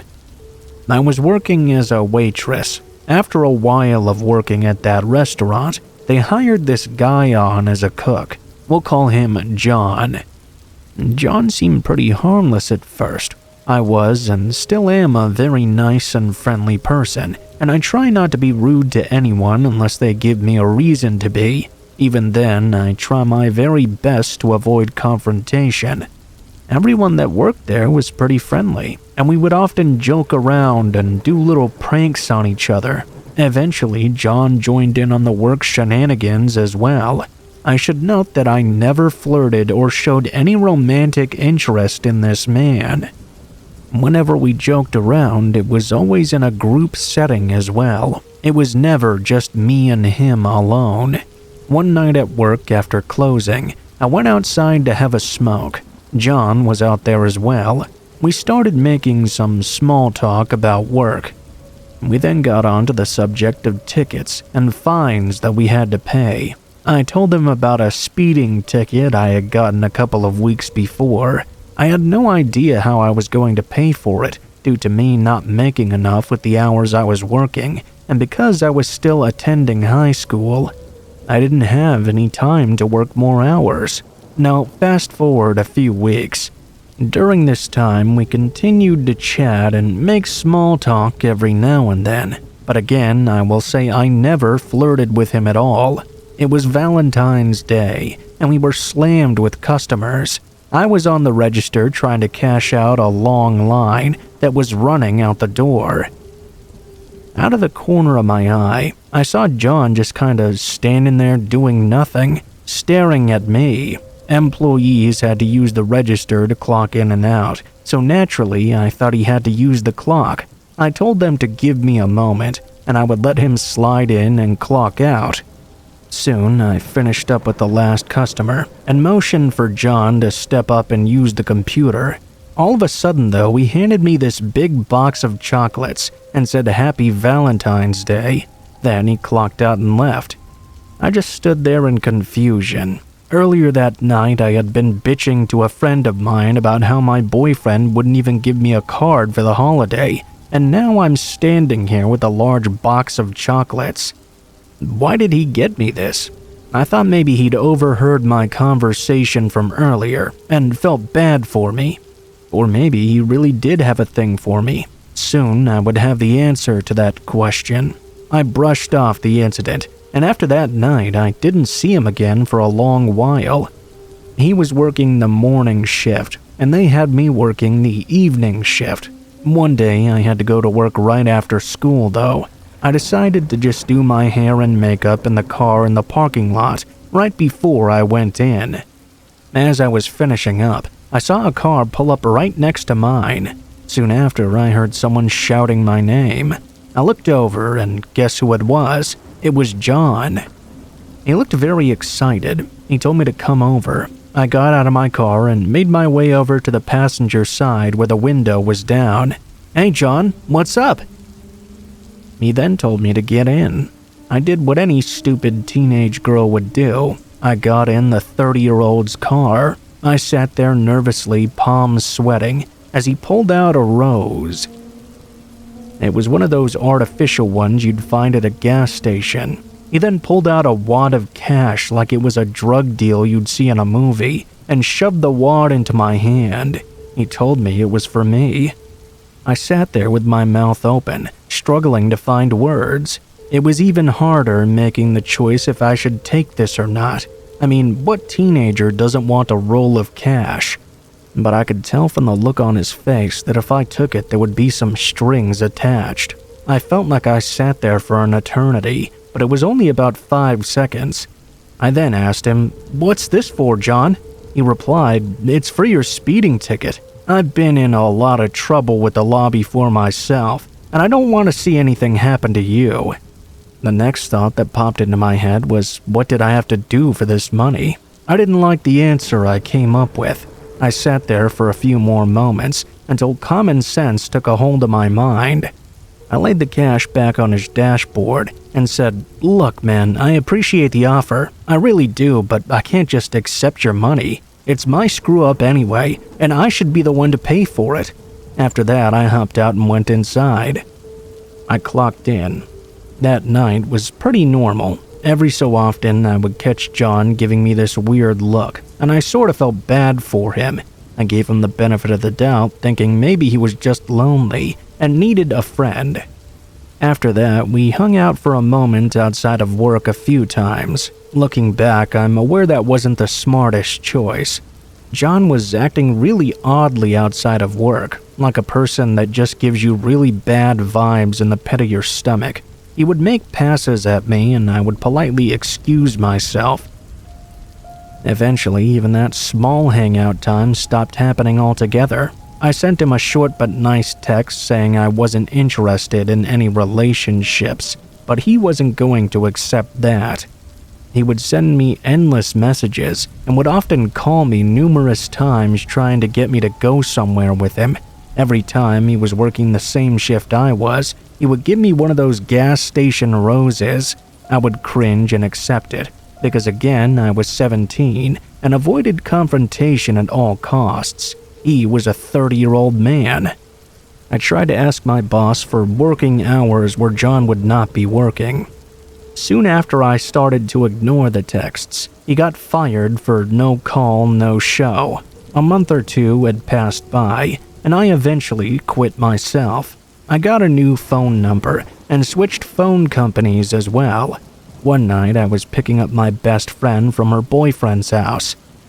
I was waiting in the car for her to come outside so we could go over to my place. My phone then started to vibrate with multiple text message notifications. I picked up my phone and noticed it was the same number. In total, there were 10 messages. I started to read. I was so confused at first as to who was sending me this entire life story in a text so late at night, but I started to piece together the puzzle pieces. It clicked that it was John. I can't remember exactly what it said, but to sum up, he was confessing his undying obsession for me and didn't understand why I'd changed my number so he couldn't find me. I was so nauseous, I felt my stomach churning inside me. How the hell did he even get this new number? At that point, my best friend hopped in the car. I didn't look up from my phone screen. She must have noticed how uneasy I looked after I didn't answer her. She leaned over and saw the phone in my hand. She took it from me and read the texts out loud. She suggested I call my mom. I knew my mom would be angry with me if she found out a grown man was contacting me, so I told her that wasn't a good idea. Right then, I got a call from a different number. I answered and said hello, but all I heard was a slow, deep breathing. The line suddenly went dead. My best friend V said, "You should block that number too," which I did. Over the next month, I continued to get random texts and calls from different numbers. I would never answer back and blocked every single one of them. Some calls I would accidentally pick up, and when I did, I would hear the same disturbing breathing before the person on the other end hanging up. Eventually, everything stopped altogether after I ignored them for so long. Fast forward about 6 months, every aspect of my life had changed. I moved out of my mom's place and got my own little run-down apartment. It was right before I turned 18. I had a new boyfriend who I'll call James, who moved in with me. I switched schools, I changed my number again. I even got a new car. I also had a new job at a medical facility in housekeeping. There were a lot of changes that I went through. James and I didn't feel comfortable getting mail at our place due to some of the shady people in our area, so I got everything sent to my mom's house. Every Monday, I would swing by her place to do some laundry and grab my mail from the week before. One day, while I was over there, I had started some laundry and made myself comfortable on the couch, trying to enjoy my only day off from work that week.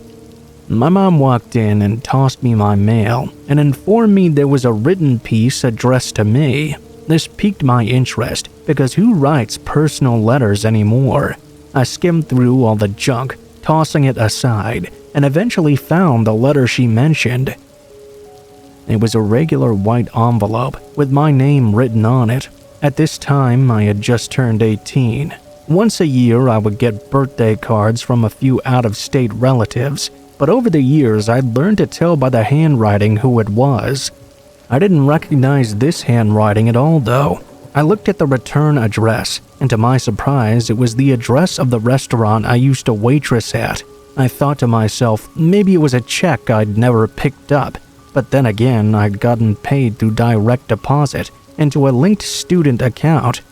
That didn't make any sense. Maybe my old boss was trying to contact me for some reason. Couldn't be that either. He had my mom's number as an emergency contact, so if he needed to reach out to me for some reason, he would just dial that number. I was dying of curiosity at this point. I ripped open the letter, and as I read the first sentence, my blood ran cold. I stood up straight off the couch as I felt a wave of panic run through my body. It was from John.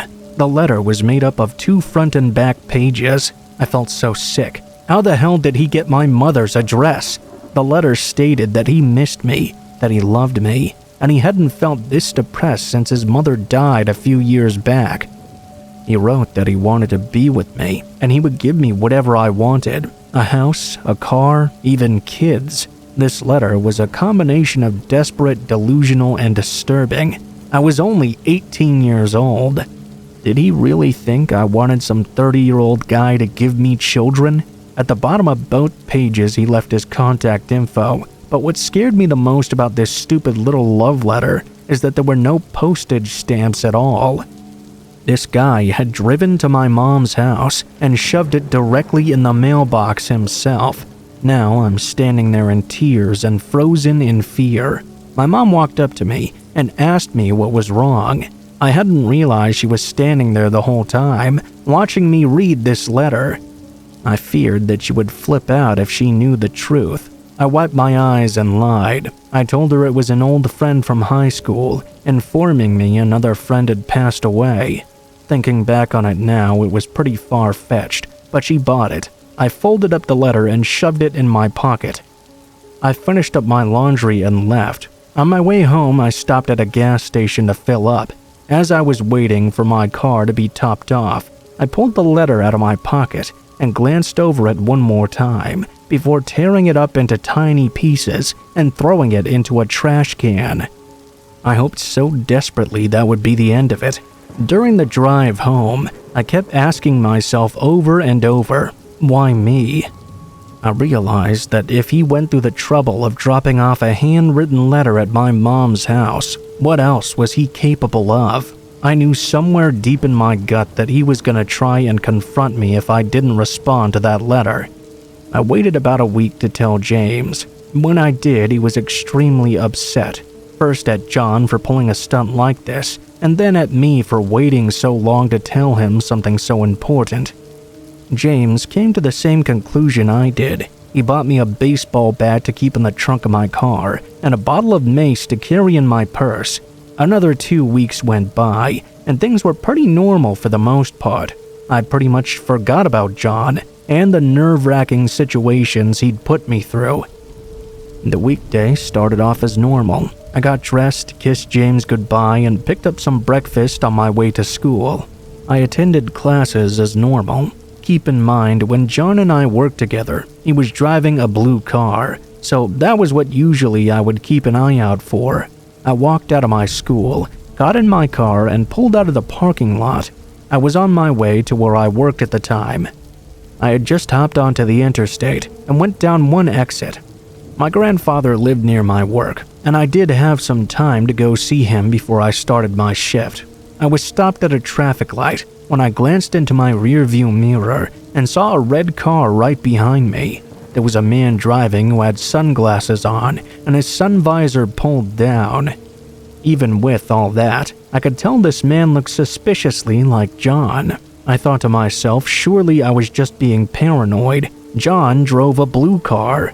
I continued with my drive, but I noticed this red car was riding my ass the entire way, making every turn, switching lanes whenever I did. When I turned onto the back road that led to my grandfather's place and saw the red car continue following me, I realized this was in fact John. At this point, I started to panic. I floored it trying to get him off my tail. I made the quickest plan I could think of, pull into the driveway and run inside to my grandfather and tell him what was going on. I pulled in and stopped, but before I could do anything else, John was already out of his car and running up to mine, shouting my name. At this point, I was terrified and shaking. He got to my car and pulled open the door and was now blocking my path to the front of the house. I looked up and saw the rage in his eyes. Everything happened so fast, I can barely remember what was said. I remember vaguely asking him why he was following me and how he knew where to find me. I assumed he'd followed me from school, which meant he must have sat in his car for God knows how long, waiting for me to get out. All he said in response was, "I need to talk to you." I refused and told him I was going to call the police. His response was that he didn't care, he just came there to see me. At this point, I burst out of my car, taking John by surprise. I pushed past him and flew up the steps. I flung open the door and ran inside. I could have made the US Olympic team if they saw how fast I hauled ass. I was bawling my eyes out, scared out of my mind and shaking from the adrenaline and shock. My grandfather was in the living room, asking me who was yelling outside. The only words I could get out of my mouth was that someone had followed me here. I turned around to see my great-uncle standing there with a shotgun already in hand. He followed my grandfather outside. My grandfather confronted John in the driveway. "You see that road, boy?" he pointed. "You best get your ass on it now." I was standing on the porch next to my uncle, who had his arm over my shoulder trying to comfort me, shotgun in the other hand. At that moment, I thanked God for my redneck family.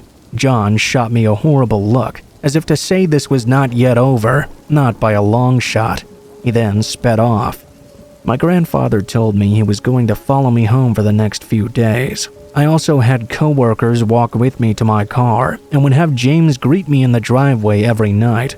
Fast forward about a month. By this point, paranoia was controlling my life. I couldn't go anywhere by myself. I deleted all my social media accounts and would see a counselor at my school on a regular basis. I would even have the resource officer walking me to and from the parking lot. I was always looking over my shoulder with each step and was still having coworkers walk me to my car every night. It's safe to assume that everybody at my work knew what was going on. After having off on Monday and returning to work on Tuesday as scheduled, I went outside to catch a quick smoke and joined the company of this older woman I worked with. She was outside the smoking area, waiting for me with news that sent chills down my spine. Apparently, while I was off that Monday, a man had come in looking for me. The staff knew I was off and said they couldn't disclose any information about me. He simply left after. Fast forward to 3 in the morning, a coworker of mine who had a similar experience to me, who was unaware I was being stalked and harassed, had gotten off. She noticed someone in a red car was following her. It followed her all the way home. This poor girl lived over 30 miles away in a different county with her mother and 3 kids. When she pulled into the driveway and noticed the car was still behind her, she called her mother and told her to grab the gun and come outside. Her mother did as she said and exited the house gun drawn. My coworker stepped out of her car and tried to get a good look at the driver, but was blinded by his headlights. I'm guessing that's when John realized the girl was not me and quickly drove out of there. I heard this and broke down crying, apologizing over and over to that girl. I felt horrible that my problems were starting to affect other people. What if he had broken into her house, or worse? This was the last major incident with John. I actually did some research on him a couple years later. However, I'm sad to say it didn't turn out much. A lot of traffic tickets and suspended driver's licenses, but other than that, nothing. Every so often, I do try to keep tabs on him because I refuse to let him do anything to me again. I will say he never threatened me or physically harmed me in any way, but the fact that he went to such great lengths to hunt me down, that's unnerving in its own way. I've since moved again, gotten married, and recently started a family. I would say I'm very happy that I've moved on with my life, but just the other night after returning home from a long shift, I noticed one of those artificial roses, the kind you find in gas stations, laying on my doorstep.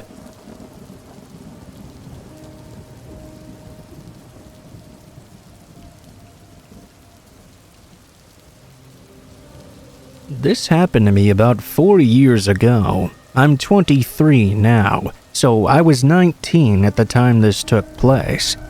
I was up late one night playing video games, as I usually did on the weekends. I remember very clearly that it was a storming night. It was a really bad storm too. The wind outside had to be up to 50 miles per hour, and the rain was pounding down hard. I was actually worried about the power possibly going out, as it was a common occurrence whenever there was such a storm in the past.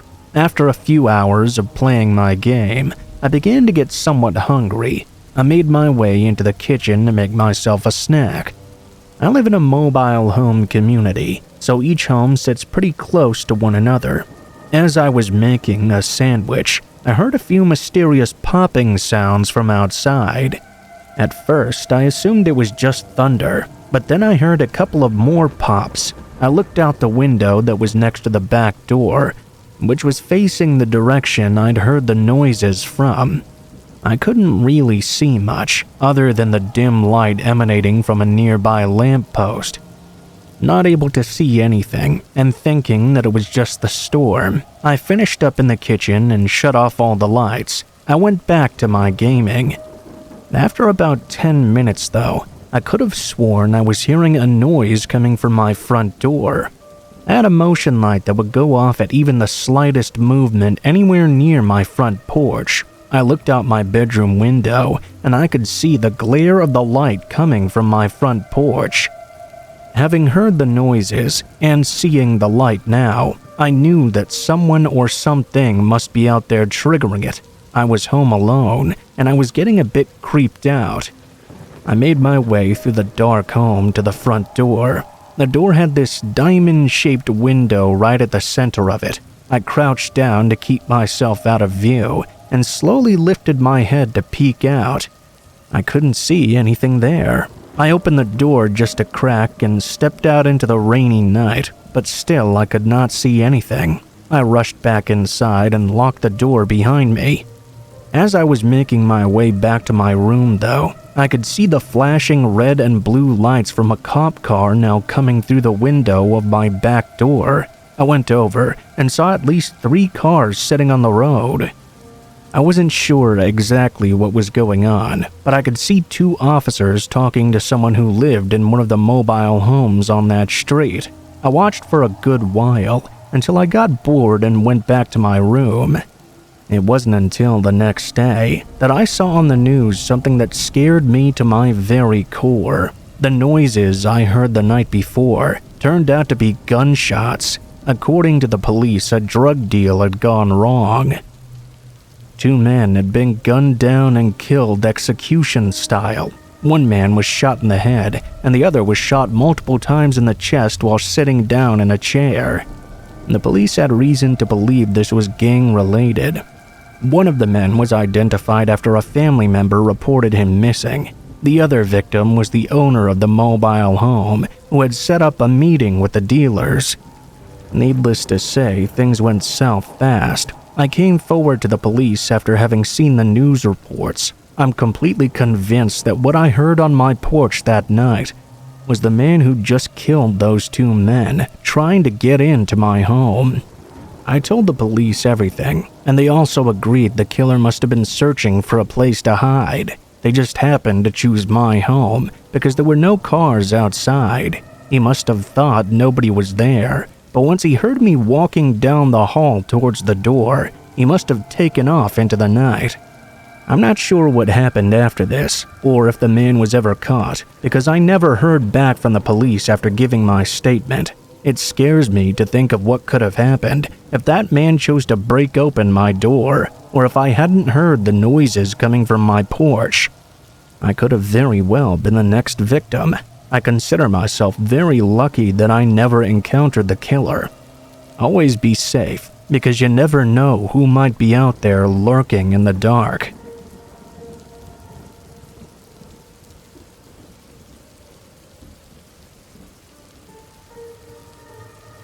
I feel lucky all of these encounters all occurred in public places.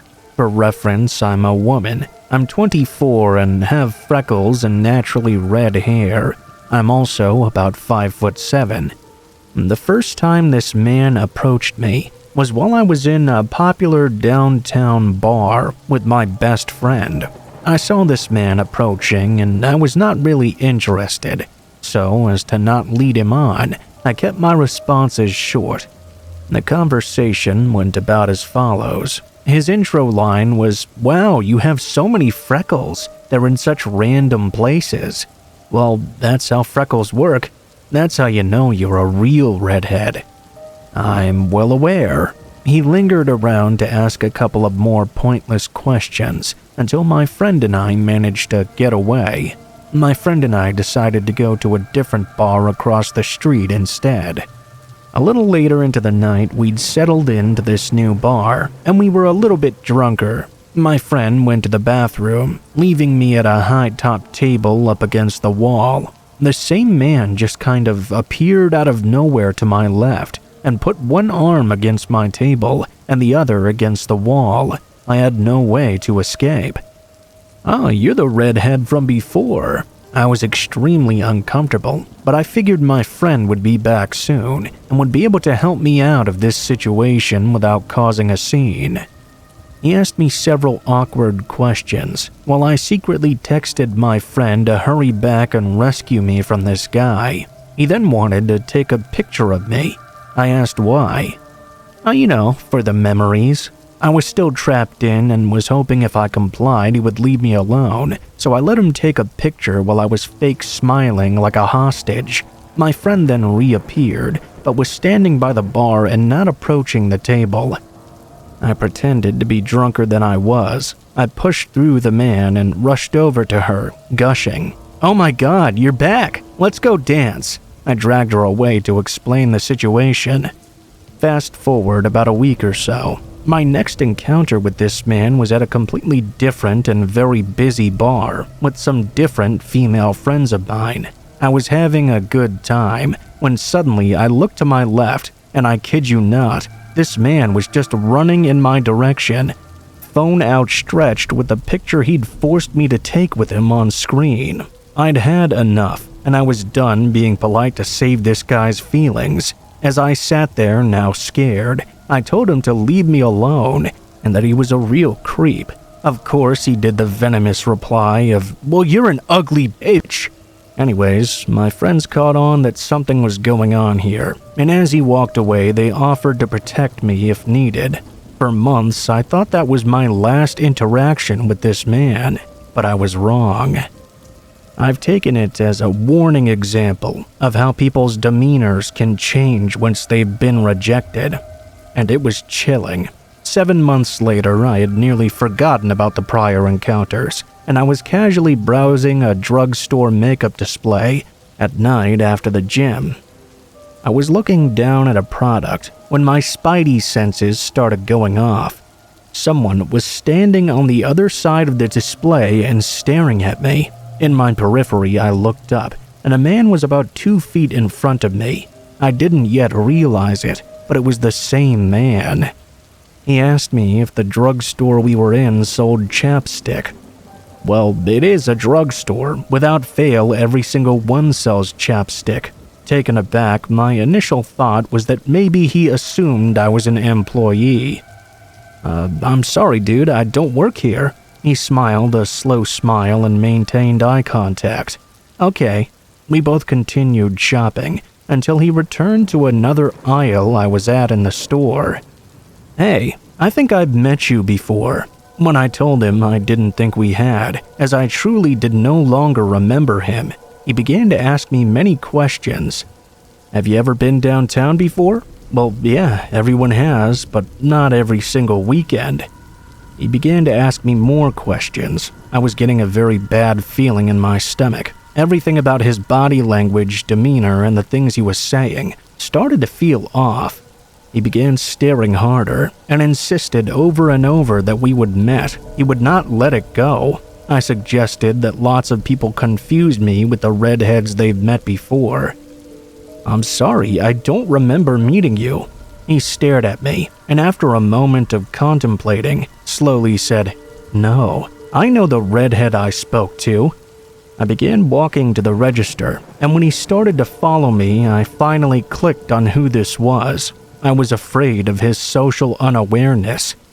His weird questions made me sure it was him. I played it off cool until I'd paid for my items. I was leaving the store, and I didn't dare to look back. I knew he had some things to pay for before he could follow, so as soon as I was out the door, I sprinted for my car.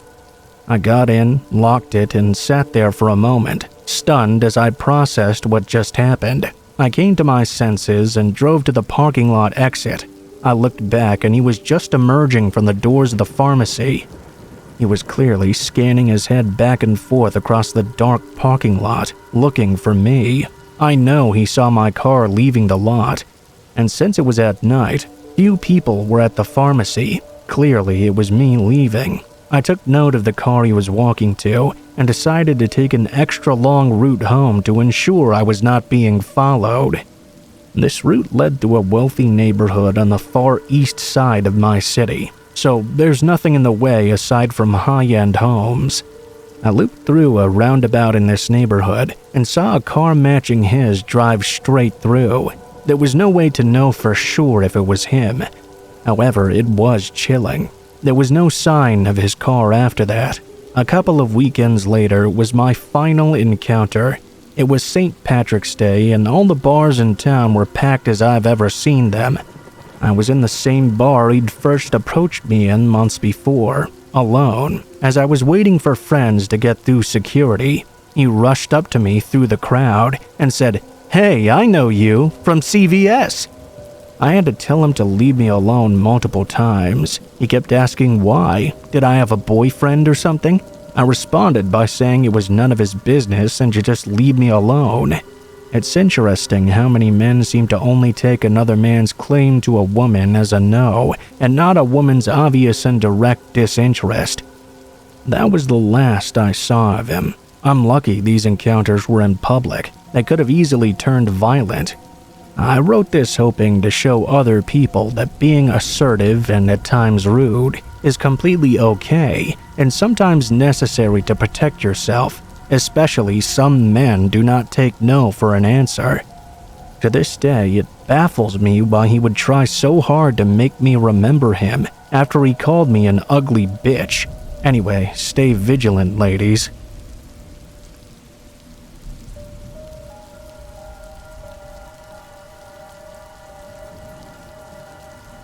This happened a few years back. I was 23 years old, married, and had a stepdaughter. I'm a woman, by the way, divorced from my ex now, and I don't get to see my stepdaughter anymore. But at this time, I was living with both of them. My cousin, her husband, and their son, too. We had a townhouse on a dead end that led to some train tracks. It was in my hometown. The neighborhood was decent but had a lot of houses close together and was highly populated with children. There were usually toys, bikes, and skateboards hanging around on the sidewalk and on the front lawns of many houses. This included our house as well, of course. We resided on the second and third floor of the house, while our landlord's daughter occupied the first floor. Shortly after moving in, 2 tenants moved into the basement department. It was a middle-aged couple. They seemed alright, but they were eerily quiet at first. They started showing signs of drug use and started showing some odd behavior as well. For example, they would scream at the top of their lungs at each other over extremely petty things, like wanting a ride somewhere and not being able to give said ride. They were really starting to scare our kids. I had an especially bad feeling about the guy John. In our state, we have public access to criminal records. We can search anybody's state police record. I exercised that right and found out this guy had a pending assault charge against a child under 12 years old. Now I was really scared. I was terrified of the kids playing outside, scared of the kids being in the same building as this guy. Weird things started happening, like we would wake up in the morning and some of the kids' toys would be broken. Not just broken, but completely destroyed. We'd also discover some thrown down an embankment we had behind our house. We all had a feeling it was John, but we couldn't prove it. One day, the shit hit the fan. Tension had already started to build. It was clear we did not like each other, but everyone was so passive-aggressive about everything, until this day. I was dropping my ex off at work, while my cousin kept an eye on the kids while they played at the neighbor's house, in their fenced-in yard. My phone rang when I was a few blocks away from home. It was my cousin. I just remember her saying immediately, "I think we're gonna have a problem." I asked her why, and she said John was throwing stuff down the embankment and knocking over all the garbage bins. My first thought were, those things are full. He must be making a real mess. Boy, was I right. I pulled into the driveway to see all our recyclables scattered across the driveway. It made my blood boil. I got out of my car and looked over at his door on the side of the house. I saw him throwing something out the doorway. We met eyes. As soon as that happened, I took the chance to confront him. I yelled over to him, "What's the fucking problem? Why are you throwing this shit all over the place?" He didn't take a single minute. He literally just started charging at me. "What are you gonna do about it?" When he made it up to me, he was about to put his hands on me. I threw as hard a punch as I could.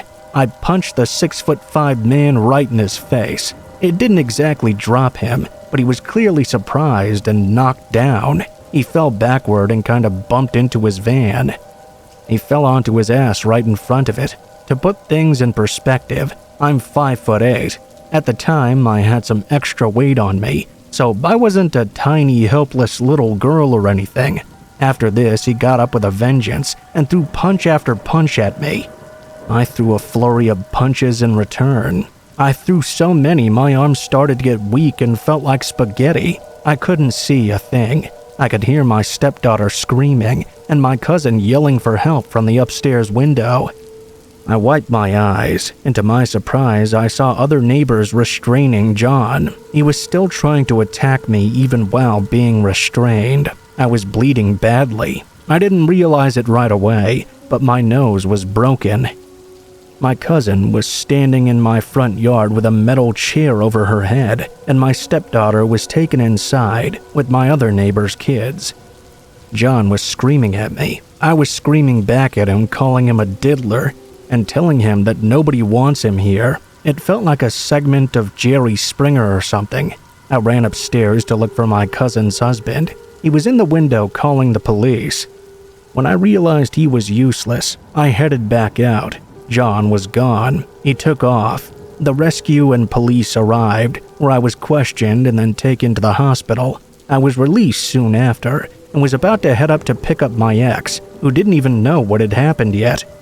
I couldn't find my keys. We checked everywhere, and I just couldn't find them. I had a feeling John had stolen them before he'd taken off, but they were with my phone, so why wouldn't he have taken my phone as well? I called the police station, and they informed me they'd already picked him up. I took a shot in the dark and asked if they'd found my keys on him. I described my keys: green New York Yankees back keychain, etc. They confirmed that he did have them. They asked me if I would like to press further charges because of this, and of course I said yes. There was a no-contact order active, but technically they could not make him leave the house. It was up to my landlord. Thankfully, my landlord kicked him out pretty much immediately, though not before they could squeeze in some stalking and harassing for good measure. My good and friendly neighbors turned their security cameras on facing our house. One morning, his girlfriend was standing in front yelling up at us, all kinds of nasty stuff. When we watched it on the footage, we could see that John was standing right at our door just out of sight. She was the bait, and he was the hook. Thank God we didn't bite. We caught him doing other creepy stuff too, like crawling around my car, not even doing anything, just crawling around it like a cat, or other weird things. They moved out soon after, and it was peaceful for the rest of the time we were there. I still see them here and there around town, usually walking and looking very angry.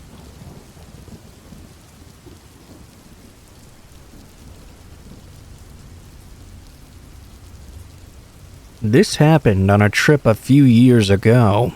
One night on midweek, around the time when the park was usually quieter, I woke up having to use the bathroom. It was around 2 a.m. or so.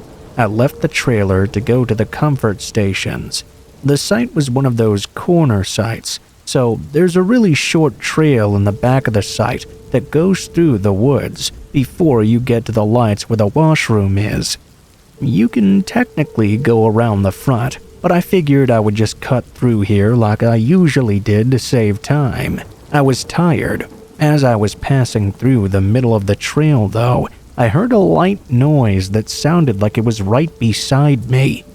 It sounded like a person just out of sight giggling. I picked up the pace a bit and started looking for a raccoon or porcupine or anything. I couldn't see any animals or hear any twigs cracking, which I thought was weird.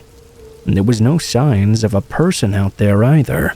As soon as the last thought crossed my mind, I swear to this day, I heard someone from deeper in the woods. I heard a female voice call out to me, "Hello, why don't you come over here?" To say I jumped was an understatement. I sprinted full throttle to the lights. I even tripped over a log and ripped open my pant leg and scratched up my shins. I made it to the bathrooms alive, feeling painful and kind of stupid. Once I was at the comfort station, I did my business and talked myself out of it being anything unnatural. Like the good biologist that I am, I figured I must have just misheard an animal or something. I didn't believe in the paranormal, so worst case, it was an actual person. I didn't feel like getting jumped by a weirdo in the woods while I was out at night by myself, so I made the decision to take the longer route back in the open road and skipped that shortcut. As I passed by the entranceway for the woods again, I can only tell you what I heard, but I swear I heard it clear as day. I heard the woman's voice whisper, "Hey, come back." I think that was the fastest I've ever run in my life. I'm a little bit embarrassed to say I don't use camp bathrooms at night by myself anymore, but I can't explain what happened really. Luckily, my family got a trailer the following season with an indoor bathroom included, so it hasn't really been an issue ever since.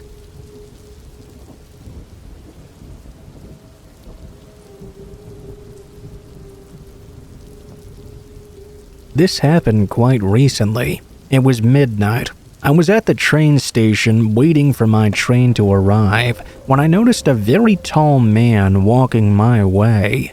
He was carrying some sort of luggage. As he came closer to me, I noticed he was really struggling to carry it as it looked rather heavy, and oddly enough, it was leaking some sort of liquid as well. I could tell it was clearly not water because it seemed much thicker. As this guy approached, he ordered me to take the bag from him. The tone of his voice was very aggressive, and he didn't sound sober at all.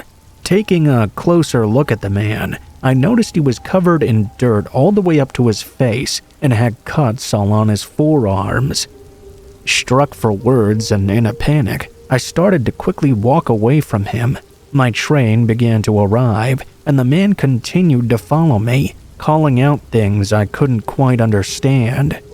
I jumped onto the train as soon as I could. The door shut behind me, and he was stuck outside, pointing at me and yelling even more gibberish. The train began to depart, and he began to slam his fists on the window in frustration. His eyes were locked on mine the whole time we rode away. I was relieved that I was on the train and not stuck outside with him. My fellow commuters looked at me with puzzled expressions, with all the commotion going on. I didn't say anything. That guy really creeped me out. I'm lucky I didn't get stuck there at the station with him.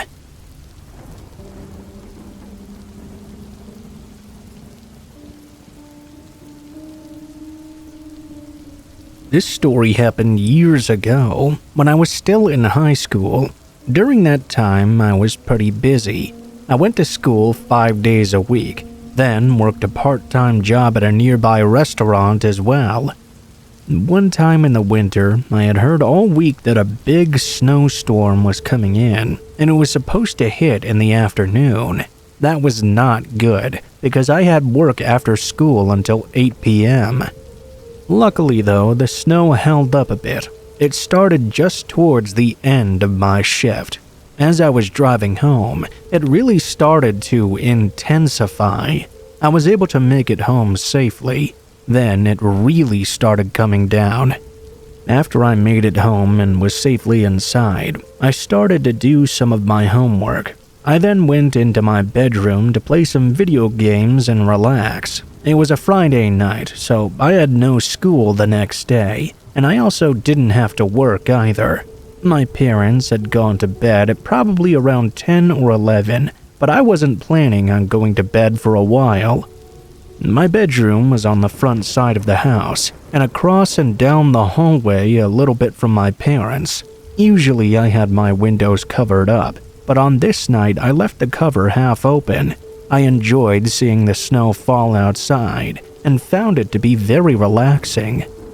There I was having a great time gaming in my room during the snowstorm when something really strange happened. Something out the window caught my eye, so I glanced over to see what it was. I saw a man walking down the sidewalk in front of our house. He was pretty far away, but I didn't recognize him. I knew most of our neighbors, and I wondered what this guy was doing, out walking at almost midnight in the middle of a blizzard. I kept my eye on him as he continued to walk down the sidewalk. Then he turned and began walking into our front yard. I thought this was especially strange. I paused my game to see what the man would do. He walked right into our front yard, then cut through the grass and went towards our front step. My heart was racing when I saw this. I was still trying to figure out exactly what was going on. He was now out of my sight, so I carefully and quietly left my bedroom. I went down the hallway and stopped at the end of it. I peeked around the corner carefully. We had a large front window that had a shade over it, but you could still basically see people on the other side, or at least you could see their shadows. I didn't want him to see mine. I could tell he was just standing at the front step. I was expecting him to knock on the door or ring the doorbell any second, but he didn't. He was just standing there in complete silence. This went on for a minute or two. Then the man just started walking away. He was going back through the yard when he stopped at the window. I jumped back when I saw the man was standing right next to the living room window and possibly trying to look inside. I really couldn't tell though. I quietly went back into my bedroom down the hallway. When I got in, I listened closely to see if I could hear anything else. After a few moments, I looked out of my window towards where the man had been before. He seemed to be gone now. I left my bedroom and went to the end of the hallway. I looked out and didn't see the man out the front window either. He was no longer on the front step. I was wondering where he'd gone and hoping he had just left. Then I went to each and every window and looked out of all of them. Most of them were fine until I got to the back of the house. I looked outside the kitchen window, which looked out to the backyard, and I saw the man just standing there. I jumped back. I didn't think he saw me, but I could tell he was now standing on the back patio, a few feet away from the back door. I ran back to my bedroom, terrified when I got there. I was debating what to do. Should I call the police? Should I wake up my parents? Or should I just hide in my room and hope the man will go away on his own? About a minute later, as my mind was still racing and thinking of what to do, I heard a knock at the front door. I went back out into the hallway and looked. The guy was now back at the front step. I was definitely not going to answer the door though. The man did not knock again, but he stood there for several more minutes. Then he just turned around and walked away. He left the front step, this time walking straight back. I went back to my bedroom and watched the guy walk back to the sidewalk, then walk out of sight. I still had no clue as to what he had been doing. I stayed up that night until well after 2 in the morning. The man did not return. Eventually, I did fall asleep. The next morning, everything was fine. I told my parents about it, but they figured it was just a drunk neighbor or something. Maybe it was, but I don't know. That was the most creeped out I've ever been. I still remember how scary it was to see him outside our home. Luckily, he never came back.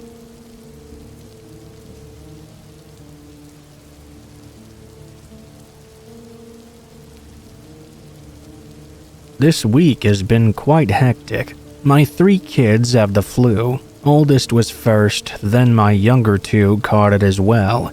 After a visit to the clinic, I was heading to the CVS down the street from our house to grab their prescriptions. I decided last minute to drop my kids off at home with their dad so they could rest while I went inside the store to pick up some Pedialyte. I consider our neighborhood to be quite safe. I've even taken walks after dark and never felt afraid.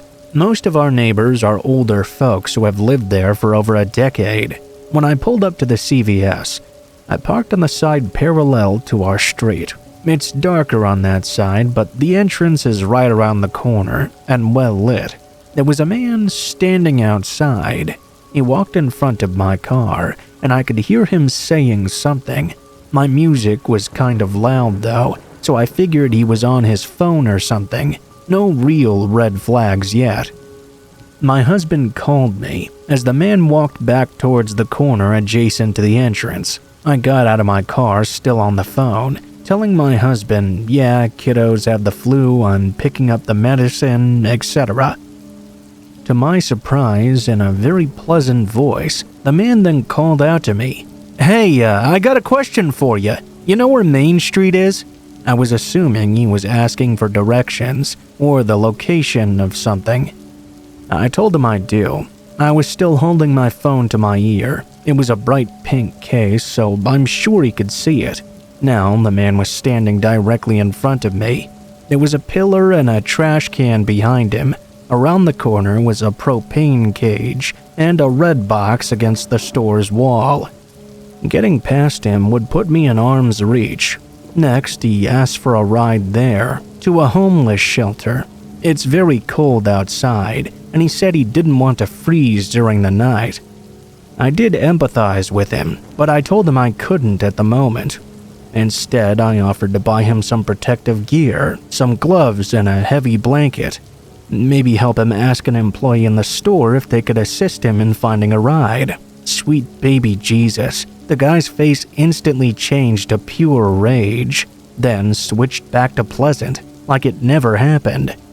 Well, you know what happens to homeless people when they're stuck outside. You're gonna help me, right? It's just down the street. I was standing there unsure of what to do. My husband was on the phone, asking what was going on. I gently told the man I didn't feel comfortable doing that, and that I had the flu. My husband was on the phone with me as well. "I don't care about your damn flu." Now he was getting more angry and not moving away from blocking my route into the store. I didn't want to turn my back on him to go to my car, which was now several feet away in the dark. While this guy was glaring at me, I decided to rush past him. I had my mask from the clinic in my jacket pocket, so I pulled that out and held it in front of me while I moved toward the trash can. He looked disgusted, but kept telling me I needed to give him a ride. "It's right down the street," he continued to insist. Thing is, I know where that street is, and it was not as close as he said. He was trying to guilt me, and his words felt threatening, but he was very careful to not actually threaten me verbally. Once I was around the corner, I rushed into the store straight to the pharmacy. My husband said he was calling the police. He heard the way the man was talking to me and said to stay in the store. I'm usually not the type to be so afraid when confronted. When I got to the pharmacy, I interrupted the pharmacist and a customer, apologizing and telling them what happened. The pharmacist sent the store manager out, a tall guy with a long beard who didn't take crap from anyone. The police had already arrived. The man was told to leave, which he did momentarily. He came back inside the store though, yelling obscenities and something about me. Now, the store manager told him to get the fuck off. He was trespassing on property. The cops came back to talk to me and told me that they'd arrested him many times. He was loud and liked to yell at people, but he wasn't violent. The pharmacist had me hiding behind the screen where they give vaccines and left the half door to the pharmacy cracked open just in case I needed to get out of there. The cop then also told me the guy's first and last name. I'm not sure if that's normal. The prescriptions were finally filled and I left the store. The police had parked next to my car to make sure I was safe. Oh, and the man refused a ride from the cops to the shelter. Later, I looked him up. His name is unique, so he was easy to find online. Surprise, surprise, he had a very long record spanning 3 states and several counties. Tons of public intoxication charges, DWI, urinating in public, assault and battery. I also looked up the homeless shelter. As I'd thought, there was not one where he wanted me to take him. It was a super sketchy, abandoned area instead. Earlier today, I went to the corner store across from the CVS and told my friend, the overnight shift employee, what happened. She told me she'd had to kick him out of the store a bunch and called the police every time she saw him because he would always yell and threaten customers, but he always took off before the police arrived. I know I could have handled this better. I was blindsided from his instant shift, from perfectly pleasant to filled with rage. A big thank you to the pharmacy team who kept me safe, and the store manager who confronted that creep. They really didn't have to do all of that, but they did anyway. I'm thankful my husband recognized I was in an unsafe situation over the phone and called the police too. The man is still out there, somewhere lurking in my area.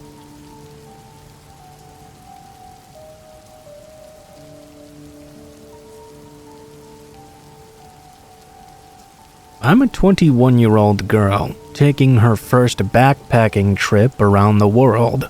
I only arrived in Thailand 2 days ago, and it was an unfortunate event, as I almost got kidnapped on my very first night there.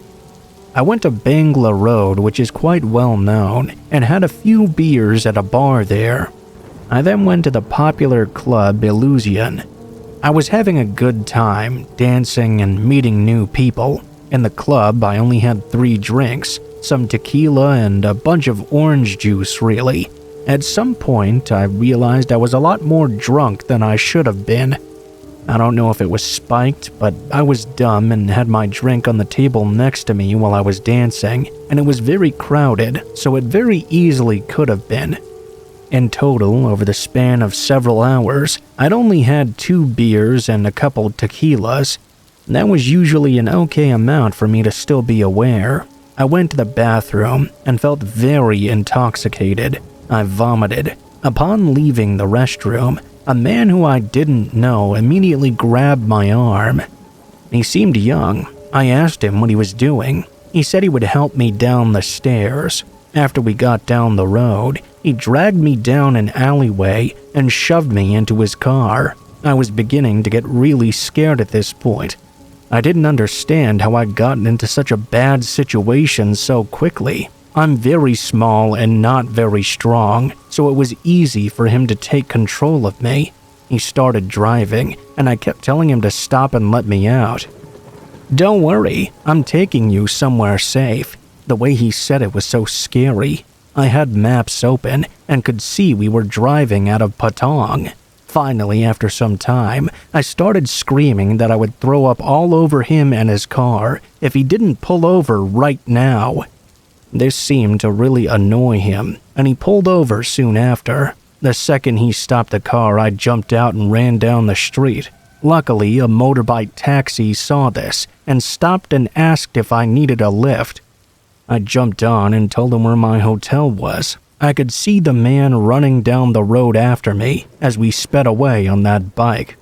I made it back to my hotel safely. Honestly, after that, I'm not going to any bars or clubs alone. I don't trust anyone and feel very vulnerable. At least it was a lesson that I needed to be a lot more careful. I'm just glad I made it out okay.